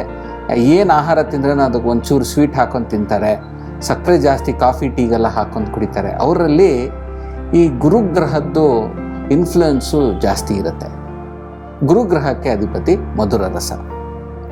ಎರಡನೇದು ಹುಳಿ ಅಂಶ. ಕೆಲವರಿಗೆ ಹುಳಿ ಅಂದರೆ ತುಂಬ ಇಷ್ಟ. ಈ ಮಾವಿನಕಾಯಿ ಹಾಗೂ ಹುಣಸೆ ಹಣ್ಣಿಂದು ಅದೆಲ್ಲ ಆಹಾರ ತುಂಬ ಇಷ್ಟ ಅಂದರೆ ಅದು ಶುಕ್ರ ಗ್ರಹಕ್ಕೆ, ಅದಕ್ಕೆ ಅಧಿಪತಿ. ಕೆಲವರಿಗೆ ಶುಕ್ರ ಗುರು 2 ಒಟ್ಟೊಟ್ಟು ಕೂತ್ಕೊಂಡು ಅವರಿಗೆ ತುಂಬ ಮಧುರ ಹಾಗೂ ಆಮ್ಲ ತುಂಬ ಪ್ರಿಯರಾಗಿರ್ತಾರೆ. ಕೊನೆಗೆ ಶನಿಗ್ರಹ, ಕಷಾಯ. ಕೆಲವರು ಕಾಫಿಗೆ ಸಕ್ಕರೆನೂ ಕೂಡ ಹಾಕಲ್ಲ, ಹಂಗೆ ಕಹಿಯಾಗಿರೋದು ಕಾಫಿ ಕುಡಿತಾರೆ ಅವರು. ಅವರಿಗೆ ಈ ಶನಿದ ಇನ್ಫ್ಲುಯೆನ್ಸ್ ಜಾಸ್ತಿ ಇರುತ್ತೆ. ಅವರು ಟೀ ಕಾಫಿಗೆಲ್ಲ ಏನೂ ಹಾಕೊಳ್ಳಲ್ಲ, ಬ್ಲ್ಯಾಕ್ ಆಗಿ ಕುಡಿತಾರೆ. ಸೊ ಇದು ಒಂಥರ ಅದರದ್ದು ಇನ್ಫ್ಲುಯೆನ್ಸು. ಈ ಗ್ರಹಗಳು ಆ ದಶಾಭುಕ್ತಿಯಲ್ಲಿ ಆ ರುಚಿಗಳು ಜಾಸ್ತಿ ತಿಂತಾರೆ. ಹಾಗೂ ಈ ಬೇರೆ ಬೇರೆ ಆಹಾರದಲ್ಲೂ ಈ ಗ್ರಹದ ಇನ್ಫ್ಲುಯೆನ್ಸ್ 2ನೇ ಮನೆಯಲ್ಲಿ ಜಾಸ್ತಿ ಇದ್ದರೆ ಆ ಆಹಾರ ಜಾಸ್ತಿ ತಿಂತಾರೆ. 4ನೇ ಮನೆ ಅವರ ಜಾತಕದಲ್ಲಿ ಯಾವ ಗ್ರಹಗಳದ್ದು ಇನ್ಫ್ಲುಯೆನ್ಸ್ ಇರುತ್ತೆ, ಅವರ ಕಿಚನ್ ಕ್ಯಾಬಿನೆಟಲ್ಲಿ ಆ ಥರದ ಆಹಾರಗಳು ಜಾಸ್ತಿ ಇರುತ್ತೆ. ಸೊ ಇಷ್ಟು ಈ ಗ್ರಹಗಳು ಹಾಗೂ ರಸಗಳು. ದಪ್ಪ ಆಗೋದಕ್ಕೆ ಕಾರಣ ಮಧುರ, ಆಮ್ಲ, ಲವಣ ರಸಗಳೇ ದೊಡ್ಡ ಕಾರಣ. ಜಾಸ್ತಿ ಈ ಆಹಾರದ್ದು ಸ್ವೀಟು, ಹುಳಿ, ಉಪ್ಪಿನ ಅಂಶಗಳು ಜಾಸ್ತಿ ತಿನ್ನೋದ್ರಿಂದ ತೂಕ ಎಲ್ಲ ಸ್ವಲ್ಪ ಜಾಸ್ತಿ ಆಗೋದಕ್ಕೆ ದೊಡ್ಡ ಕಾರಣ. ಇವಾಗ ಈ ಗುರುಗ್ರಹ, ಶುಕ್ರ ಗ್ರಹ ಹಾಗೂ ಚಂದ್ರಗ್ರಹ, ಈ 3 ಗ್ರಹಗಳು ಇನ್ಫ್ಲುಯೆನ್ಸ್ ಜಾಸ್ತಿ ಆದಾಗ ಆವಾಗ ಸ್ಥೌಲ್ಯತೆಗೆ ಒಂದು ದೊಡ್ಡ ಕಾರಣ ಆಗುತ್ತೆ. ಯಾಕಂದರೆ ಈ ಕಫ ಜಾಸ್ತಿ ಮಾಡೋ ಗ್ರಹಗಳು ಇವೆ. ಸೊ ಹಾಗೇನೆ ನಾವು ಕರ್ಷಣೆಗೆ ಕಾರಣ ಏನು ಅಂದರೆ, ದಪ್ಪ ಆಗೋದು, ಸಣ್ಣ ಆಗೋದಕ್ಕೆ ಕಾರಣಗಳೇನು ಅಂದರೆ ಈ ಕಟು, ತಿಕ್ತ, ಕಷಾಯ ರಸಗಳು. ಅದ್ರಲ್ಲಿ ಗ್ರಹ ಅಧಿಪತಿಗಳು ಯಾವ್ದು ಅಂದರೆ ಸೂರ್ಯ, ಕುಜ, ಹಾಗೂ ಶನಿ. ಈ 3 ಗ್ರಹಗಳದ್ದು ಇನ್ಫ್ಲುಯೆನ್ಸು ಹೆಚ್ಚಾಗಿ ಜಾಸ್ತಿ ಆಗಿತ್ತು ದೇಹದಲ್ಲಿ ಅಂದರೆ, ಜಾತಕದಲ್ಲಿ ಅಂದರೆ, ಆ ದೇಹದಲ್ಲೂ ಆ ರಸಗಳು ಅವ್ರಿಗೆ ಇಷ್ಟ ಆಗುತ್ತೆ ಹಾಗೂ ಅದರಿಂದ ಅವರು ಕರ್ಷಣೆ ಆಗ್ತಾರೆ, ಸಣ್ಣ ಆಗ್ತಾರೆ ಅಂತಲೂ ಹೇಳ್ಬೋದು. ಇವಾಗ ನಮಗೆ ಬಂದಿರೋದು ಒಬ್ರದ್ದು ಜಾತಕ ಬಂದಿದೆ. ಇವರ ಹೆಸರು ಭರತ್ ಅಂತ. ಇವರು ಹುಟ್ಟಿದ್ದು 4th ಡಿಸೆಂಬರ್ 1994. ಇವಾಗ ಒಂದು 29-30 ವರ್ಷ ಅವ್ರಿಗೆ. ಹುಟ್ಟಿದ್ದು ಸಮಯ 2 ಮಧ್ಯಾಹ್ನ, ಊರು ಬೆಂಗಳೂರು. ಇವರ ಜಾತಕದಲ್ಲಿ ಈ ಚಂದ್ರಗ್ರಹ ಧನುರ್ ರಾಶಿಯಲ್ಲಿ ಕೂತ್ಕೊಂಡಿದ್ದಾನೆ. ಧನುರ್ ರಾಶಿ ತುಂಬ ಸತ್ವ ಉಳ್ಳದ್ದು. ಸೊ ಇವರ ಮನಸ್ಥಿತಿ ಯಾವಾಗಲೂ ಸತ್ವಗುಣ ಜಾಸ್ತಿ ಇವರಲ್ಲಿ. ಇವರ 2ನೇ ಮನೆ ಇನ್ಫ್ಲುಯೆನ್ಸಲ್ಲಿ ಅವ್ರು ಏನೇನು ಜಾಸ್ತಿ ತಿನ್ಬೋದು, ಅವ್ರ ಇಷ್ಟ ಏನು ಅಂತ ತುಂಬ ಚೆನ್ನಾಗಿ ನೋಡ್ಬೋದು. ಇದಕ್ಕೆ ಶುಕ್ರ ಹಾಗೂ ಕೇತುದು ಇನ್ಫ್ಲುಯೆನ್ಸ್ ತುಂಬ ಇದೆ ಇದಕ್ಕೆ. ಸೊ ಇವರಿಗೆ ಈ ಹುಳಿಯಾಗಿರೋ ಪದಾರ್ಥಗಳು ತುಂಬ ಪ್ರಿಯ. ಹುಳಿ ಹಾಗೂ ಕಷಾಯ ತುಂಬ ಪ್ರಿಯ ಇವರಿಗೆ. ಶನಿ ಸ್ವಕ್ಷೇತ್ರದಲ್ಲಿರೋದ್ರಿಂದ ತುಂಬ ಗಟ್ಮುಟ್ಟಾಗಿ ಇದ್ದಾರೆ ಇವರು. ಸೊ ಇವರ ಧಾತುಗಳಲ್ಲಿ ಮಸಲ್ಸ್ ಅಂತ ಏನಂತ ಕರಿತೀವಿ, ಅದು ತುಂಬ ಗಟ್ಮುಟ್ಟಾಗಿ ಕಾಂಪ್ಯಾಕ್ಟಾಗಿ ಇದೆ ಇವರಲ್ಲಿ. ಇವರ ಬೇರೆ ಗ್ರಹಗಳಲ್ಲಿ ನೋಡಿದ್ರೆ ಕುಜ ಮಿತ್ರ ಕೂಟದಲ್ಲಿದ್ದಾನೆ, ಹಾಗೂ ಗುರು ಹಾಗೂ ಸೂರ್ಯ ಬುಧ ಎಲ್ಲ ವೃಶ್ಚಿಕದಲ್ಲೇ ಕೂತ್ಕೊಂಡಿದ್ದಾರೆ. ಹಾಗೂ 8ನೇ ಮನೆಯಲ್ಲಿ ಸ್ವಕ್ಷೇತ್ರ ಶುಕ್ರ ಕೂತ್ಕೊಂಡಿದ್ದಾನೆ. ಶುಕ್ರ ಧಾತು ಕೂಡ, ಶುಕ್ರ ಗ್ರಹ ಕೂಡ ತುಂಬ ಸ್ಟ್ರಾಂಗ್ ಆಗಿ 8ನೇ ಮನೆಯಲ್ಲಿ ಕೂತ್ಕೊಂಡಿರೋದ್ರಿಂದ ಜಾಸ್ತಿ ನೀವು ಪಿತ್ತ ಪ್ರಕೃತಿಯವರಾಗಿ ಇರ್ತೀರ. ಪಿತ್ತ ಪ್ರಕೃತಿ ಆಗಿದ್ದರೆ ಸ್ವಲ್ಪ ನಿಮಗೆ ಈ ಪಿತ್ತದ ಸಮಸ್ಯೆಗಳು ಜಾಸ್ತಿ ಇರುತ್ತೆ. ಅದಕ್ಕೆ ನೀವು ಜಾಸ್ತಿ ಈ ಪಿತ್ತ ಇನ್ಕ್ರೀಸ್ ಆಗೋ ಆಹಾರಗಳು, ತುಂಬ ಹೀಟ್ ಆಗೋ ಪದಾರ್ಥಗಳು ಅದೆಲ್ಲ ಜಾಸ್ತಿ ಸೇವನೆ ಮಾಡೋಕ್ಕೆ ಹೋಗಬೇಡಿ. ತಂಪಾಗಿರೋದನ್ನು ಸ್ವಲ್ಪ ಸೇವನೆ ಮಾಡಿ. ಹಾಗೂ ನಿಮ್ಮ ಸಣ್ಣ ವಯಸ್ಸಲ್ಲಿ ಸಾಕಷ್ಟು ನಿಮಗೆ ಕೆಲವು ಸಲ ಮೊಡಮೆಗಳು ಅದೆಲ್ಲ ಕಾಣಿಸ್ಕೊಂಡಿತ್ತು ನೀವು ಬೆಳೆಯೋ ವಯಸ್ಸಲ್ಲಿ. ಹಾಗೂ ಸ್ವಲ್ಪ ನಿಮಗೆ ಇಚ್ಚಿಂಗ್ ಸಮಸ್ಯೆಗಳು ಮುಂದೆ ಕಾಣಿಸ್ಕೊಬಹುದು ಸ್ಕಿನ್ ಪ್ರಾಬ್ಲಮ್ಸಲ್ಲಿ. ಅದು ಸ್ವಲ್ಪ ಹುಷಾರಾಗಿ ನೋಡ್ಕೊಳ್ಳಿ. ಈ ದಶಾಭುಕ್ತಿ ಪ್ರಕಾರ ನಿಮ್ಮ ಚಂದ್ರದಶೆ ಇನ್ನೊಂದು 10 ವರ್ಷ ನಡೆಯುತ್ತೆ ನಿಮಗೆ. ಸ್ವಲ್ಪ BP ಅದು ಸ್ವಲ್ಪ ನಿಮ್ಮ ರಕ್ತಚಾಪ ಅಂದರೆ ಬ್ಲಡ್ ಪ್ರೆಷರು ಅದೆಲ್ಲ ಸ್ವಲ್ಪ ಕಂಟ್ರೋಲಲ್ಲಿ ಇಟ್ಕೊಬೇಕಾಗತ್ತೆ. ಅದಕ್ಕೆ ತಕ್ಕಂಗೆ ಕರೆಕ್ಟಾಗಿ ವ್ಯಾಯಾಮ, ತಕ್ಕಂಗೆ ಧ್ಯಾನ, ತಕ್ಕಂಗೆ ಬೇರೆ ಎಲ್ಲ ನೀವು ಈ ಪ್ರಾಣಾಯಾಮ ಇದೆಲ್ಲ ಮಾಡ್ಕೊಂಡಿರೋದ್ರಿಂದ ನೀವು ರಕ್ತದ್ದು ಸಮಸ್ಯೆ ನೀವು ಕಮ್ಮಿ ಮಾಡ್ಕೊಬೋದು, ಬ್ಲಡ್ ಪ್ರೆಷರು. ಸೊ ಅದನ್ನು ಒಂದು ಸ್ವಲ್ಪ ಗಮನದಲ್ಲಿ ಇಟ್ಕೊಂಡಿರ್ಬೇಕು ನೀವು. ಹಾಗೂ ನೈಸರ್ಗಿಕ ದಶಾ ನಿಮ್ಮದು ನೋಡಿದ್ರೆ ನಿಮ್ಮ ಜಾತಕದಲ್ಲಿ ಈ ಶುಕ್ರ ಗ್ರಹ ಸ್ವಕ್ಷೇತ್ರದಲ್ಲಿರೋದ್ರಿಂದ ಮದುವೆ ಹಾಗೂ ಮಕ್ಕಳು ಅದೆಲ್ಲ ತುಂಬ ಚೆನ್ನಾಗಿ ನಿಮಗೆ ಆಗ್ತಾ ಹೋಗ್ಬೋದು. ಸಣ್ಣ ಸಮಸ್ಯೆಗಳೆಲ್ಲ ಅಷ್ಟೊಂದೇನು ಬರೋದಿಲ್ಲ. ಬಟ್ ನಿಮ್ಮದು 32 ನಂತರ 50ವರೆಗೂ ಗುರುಗ್ರಹ ಇರೋದ್ರಿಂದ ಅದೂ ಚೆನ್ನಾಗಿರುತ್ತೆ, ಏನೂ ಸಮಸ್ಯೆ ಬರಲ್ಲ. ಅದ ನಂತರ ನಿಮ್ಮದು ಶನಿ ನೈಸರ್ಗಿಕ ದಶ 50ರಿಂದ 70ವರೆಗೂ ಅದೂ ಚೆನ್ನಾಗಿರುತ್ತೆ. ಅದು ನಿಮ್ಮದು ಗೋಲ್ಡನ್ ಪೀರಿಯಡ್ ಅಂತ ಕರಿಬೋದು. ಆ ಟೈಮಲ್ಲಿ ನಿಮಗೆ ಹೆಲ್ತು ಪೀಕಲ್ಲಿರುತ್ತೆ. ಬಟ್ ಅದರ ನಂತರ ಸ್ವಲ್ಪ ಸೂರ್ಯನಿಂದ ಸ್ವಲ್ಪ ತೊಂದರೆ ಬರ್ಬೋದು. ಬಟ್ 70ವರೆಗೂ you can expect good health ಅಂತ ಜ್ಯೋತಿಷ್ಯದ ಅಸ್ಟ್ರಾಲಜಿ ಪ್ರಕಾರ. ಸೊ ನೀವು ಇವೆಲ್ಲ ಸ್ವಲ್ಪ ಧ್ಯಾನದಲ್ಲಿ ಇಟ್ಕೊಂಡ್ರೆ ನಿಮಗೆ ತುಂಬ ಅನುಕೂಲ ಆಗುತ್ತೆ. ಇನ್ನು ನಾವು ನೆಕ್ಸ್ಟ್ ಸಂಚಿಕೆಯಲ್ಲಿ ಈ ಗ್ರಹಗಳು ಹಾಗೂ ಸಪ್ತಧಾತುಗಳು, ಯಾವ್ಯಾವ ಗ್ರಹಗಳು ಯಾವ್ಯಾವ ಸಪ್ತಧಾತುಗಳಿಗೆ ಕೋರಿಲೇಟ್ ಆಗುತ್ತೆ ಅನ್ನೋದು ನಾನು ಎಕ್ಸ್ಪ್ಲೇನ್ ಮಾಡ್ಕೊಂಡು ಹೋಗ್ತೇನೆ. ನಮಸ್ಕಾರ. ಕೆಲವೊಂದ್ಸಲ ಆರೋಗ್ಯ ಚೆನ್ನಾಗಿಲ್ಲ ಅಂದ್ರೆ ನಮ್ಮ ವರ್ತನೆ ಕೂಡ ಬದಲಾಗ್ಬಿಡುತ್ತೆ. ಅಂದ್ರೆ ಈ ಆರೋಗ್ಯಕ್ಕೂ ನಮ್ಮ ವರ್ತನೆಗೂ ಸಂಬಂಧ ಇದೆಯಾ? ಖಂಡಿತವಾಗಿಯೂ ಸಂಬಂಧ ಇದೆ. ನಮ್ಮ ವರ್ತನೆಯನ್ನ ನೋಡ್ತಾ ನಮ್ಮ ಆರೋಗ್ಯ ಸ್ಥಿತಿ ಹೇಗಿದೆ ಅಂತ ನಮಗೆ ಪ್ರತಿ ಬಾರಿ ತಿಳಿಸ್ಕೊಡುವಂತ ಅನೇಕ ಪ್ರಯತ್ನವನ್ನ ಮಾಡ್ತಾ ಇರ್ತಾರೆ ಸುಷ್ಮಾ ಕೌಶಿಕ್ರವರು. ಹಾಗಾದ್ರೆ ಬನ್ನಿ ನಮ್ಮ ಆರೋಗ್ಯದ ಬಗ್ಗೆ ನಮ್ಮ ವರ್ತನೆ ಏನ್ ಹೇಳುತ್ತೆ ಅನ್ನೋದ್ರ ಬಗ್ಗೆ ಅವರಿಂದ ತಿಳ್ಕೊಳ್ಳೋಣ. ನಮಸ್ತೆ. ನಡವಳಿಕೆಯ ವಿಶ್ಲೇಷಣೆ ಅಂದರೆ ಬಿಹೇವಿಯರಲ್ ಅನಾಲಿಸಿಸ್, ಇದು ಒಂದು ವ್ಯವಸ್ಥಿತ ವಿಧಾನ, ಇದು ಒಂದು ಸೈಂಟಿಫಿಕ್ ಪ್ರಾಸೆಸ್. ಇದು ಮನುಷ್ಯನ ನಡವಳಿಕೆಯ ಬಗ್ಗೆ ಹೆಚ್ಚಿನ ಮಾಹಿತಿ ನೀಡುತ್ತೆ. ಈ ಅನಾಲಿಸಿಸ್, ಈ ವಿಶ್ಲೇಷಣೆ ಮಾಡೋದ್ರಿಂದ ಮನುಷ್ಯನು ಆ ಸಂದರ್ಭದಲ್ಲಿ ಯಾಕೆ ಹೀಗೆ ವರ್ತಿಸ್ತಾನೆ, ಅವನ ನಡವಳಿಕೆ ಏನಕ್ಕೆ ಹೀಗೆ ಇದೆ ಅನ್ನೋದ್ರ ಬಗ್ಗೆ ಹೆಚ್ಚಿನ ಮಾಹಿತಿ ನೀಡುತ್ತೆ. ಈ ವಿಶ್ಲೇಷಣೆಯನ್ನು ಇಟ್ಕೊಂಡು ಒಂದು ಪ್ರಾಸೆಸ್ ಆಗಿ ಕನ್ವರ್ಟ್ ಮಾಡಬಹುದು. ಆ ನಕಾರಾತ್ಮಕ ಭಾವನೆಯನ್ನು ಹೋಗಲಾಡಿಸಿ ಸಕಾರಾತ್ಮಕ ಭಾವನೆಯನ್ನು ಮೂಡಿಸಬಹುದು. ಮನುಷ್ಯನು ಆ ಸಮಯದಲ್ಲಿ ಅಥವಾ ಆ ಪರಿಸ್ಥಿತಿಯಲ್ಲಿ ಏನಕ್ಕೆ ಈ ಥರ ಅವನ ನಡವಳಿಕೆ ಬದಲಾಯಿಸುತ್ತೆ, ಏನಕ್ಕೆ ಈ ಥರ ಚೇಂಜ್ ಆಗುತ್ತೆ ಅನ್ನೋದ್ರ ಬಗ್ಗೆ ತಿಳ್ಕೊಳ್ಳಿಕ್ಕೆ ಅದ್ರ ಕಾರಣಗಳೇನು, ಆ ಟ್ರಿಗರ್ ಪಾಯಿಂಟ್, ರೂಟ್ ಕಾಸ್ ಅಂತ ಹೇಳ್ತೀವಿ, ಅದ್ರ ಬುನಾದಿ ಏನು, ಇದ್ರ ಬಗ್ಗೆ ಎಲ್ಲ ಹೆಚ್ಚಿನ ಮಾಹಿತಿ ನೀಡುತ್ತೆ. ಸೊ ಈ ಅನಾಲಿಸಿಸ್ ತುಂಬ ಅವಶ್ಯಕತೆ, ಎಲ್ಲ ಫೀಲ್ಡ್ಗಳಲ್ಲೂ ಸಹ ಈ ಅನಾಲಿಸಿಸ್ ತುಂಬ ಅವಶ್ಯಕತೆ ಆಗುತ್ತೆ. ಸೊ ಆ ಪರಿಸ್ಥಿತಿಯಲ್ಲಿ ಮನುಷ್ಯನ ಭಾವನೆಗಳ ಬುನಾದಿ ಏನು. ಇವಾಗ ಒಬ್ಬ ವ್ಯಕ್ತಿಗೆ ಕೋಪ ಬರುತ್ತೆ, ಈ ಕೋಪ ಬರಲಿಕ್ಕೆ ಆ ಟ್ರಿಗರ್ ಪಾಯಿಂಟ್ ಏನು, ಹಲವಾರು ಕಾರಣಗಳಿಂದ ಆಗಿರ್ಬೋದು. ಆದರೆ ಬರೀ ಭಾವನೆಯಿಂದ ಮಾತ್ರ ಮನುಷ್ಯನ ವ್ಯಕ್ತಿತ್ವ ಅಥವಾ ಗುಣಗಳು ಚೇಂಜ್ ಆಗಲ್ಲ. ಸುತ್ತಮುತ್ತಲಿನ ವಾತಾವರಣ, ಪರಿಸ್ಥಿತಿ, ಸಾಮಾಜಿಕ ಒತ್ತಡ ಅಥವಾ ಸಮಾಜದಲ್ಲಿ ಆಗುವಂತಹ ಏರುಪೇರು, ಇದು ಎಲ್ಲದರಿಂದ ಸಹ ಅವನ ಮೇಲೆ, ಆ ವ್ಯಕ್ತಿಯ ನಡವಳಿಕೆ ಮೇಲೆ ಪರಿಣಾಮ ಬೀಳುತ್ತೆ. ಇದನ್ನು ಅನಾಲಿಸಿಸ್ ಮಾಡುವುದರಿಂದ ಆ ವ್ಯಕ್ತಿಗೆ ಗುಣಪಡಿಸೋದು ಹೇಗೆ, ಆ ವ್ಯಕ್ತಿ ತನ್ನ ವ್ಯಕ್ತಿತ್ವವನ್ನು ಹೇಗೆ ಚೇಂಜ್ ಮಾಡ್ಕೋಬಹುದು ಎನ್ನುವ ಒಂದು ಇನ್ಸೈಟ್ ಸಿಗುತ್ತೆ ನಮಗೆ. ಇವಾಗ ಈ ವ್ಯೂವರ್ ಪ್ರಶ್ನೆಗಳಿಗೆ ಉತ್ತರಿಸೋಣ. ಒಂದು ಪ್ರಶ್ನೆ ಏನು ಬಂದಿದ್ದಂದರೆ, ಒಂದು ಮಹಿಳೆ ಸುಮಾರು 27 ವರ್ಷ ಅಂತೆ, IT ಕಂಪನಿಯಲ್ಲಿ ಕೆಲಸ ಮಾಡ್ತಿದ್ದಾರೆ. ಇವರಿಗೆ ಉಗುರು ಕಚ್ಚುವ ಅಭ್ಯಾಸ. ಸೊ ಈ ಅಭ್ಯಾಸ ಹಲವಾರು ಜನರಿಗಿರಬಹುದು. ಇದಕ್ಕೆ ಕಾರಣಗಳು ಸಹ ಹಲವಾರಿದೆ. ಸೊ ಅದರಲ್ಲಿ ಒಂದು ಕಾರಣ ಏನಂದರೆ ಆಂಗ್ಸೈಟಿ, ಆತಂಕ. ಈ ಆತಂಕ ಏನಾಗುತ್ತೆ, ಇವಾಗ ಆ ಮಹಿಳೆಗೆ ಹೇಳಬೇಕಂದ್ರೆ ಆಫೀಸ್ನಲ್ಲಿ ಮೀಟಿಂಗ್ ಇರಬಹುದು ಅಥವಾ ತನ್ನ ಬಾಸ್ನೊಂದಿಗೆ ಮಾತಾಡ್ತಾ ಇರ್ಬೋದು.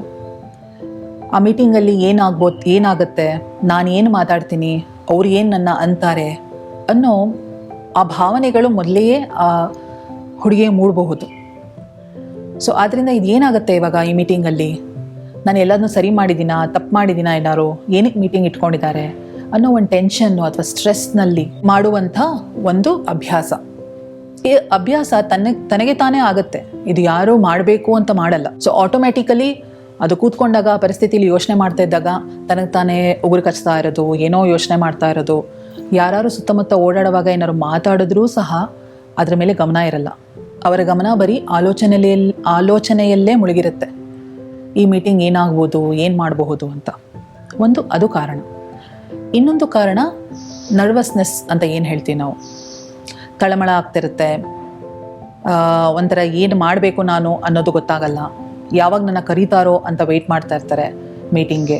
ಸೊ ಈ ಥರ ಎಲ್ಲ ಹಲವಾರು ಸಂದರ್ಭಗಳಲ್ಲಿ ನೇಲ್ ಬೈಟಿಂಗ್ ಆಗಬಹುದು. ಇನ್ನೊಂದು ಪರಿಸ್ಥಿತಿ ತಗೊಂಡ್ರೆ, ಜನರಿಗೆ ತಮ್ಮ ಮುಂದೆ ಇರುವ ಪರಿಸ್ಥಿತಿ ಅಂದರೆ ಒಂದು ಆತಂಕ ಪರಿಸ್ಥಿತಿ. ಇವಾಗ ಮಕ್ಕಳು ಪರೀಕ್ಷೆ ಬರೀತಾ ಇರ್ತಾರೆ, ಆ ಪರೀಕ್ಷೆಯ ಮುನ್ನವೂ ಸಹ ಪರೀಕ್ಷೆ ಮುಂದೆ ಕೂತಿರ್ತಾರೆ, ತಮ್ಮ ಮುಂದೆ ಕ್ವಶನ್ ಪೇಪರ್ ಕೊಟ್ಟಿರ್ತಾರೆ, ಯಾವುದೋ ಪ್ರಶ್ನೆ ಓದ್ತಾರೆ, ಆ ಪ್ರಶ್ನೆಗೆ ಉತ್ತರ ಅವ್ರಿಗೆ ಮರ್ತು ಹೋಗ್ಬಿಡುತ್ತೆ ಸಡನ್ನಾಗಿ.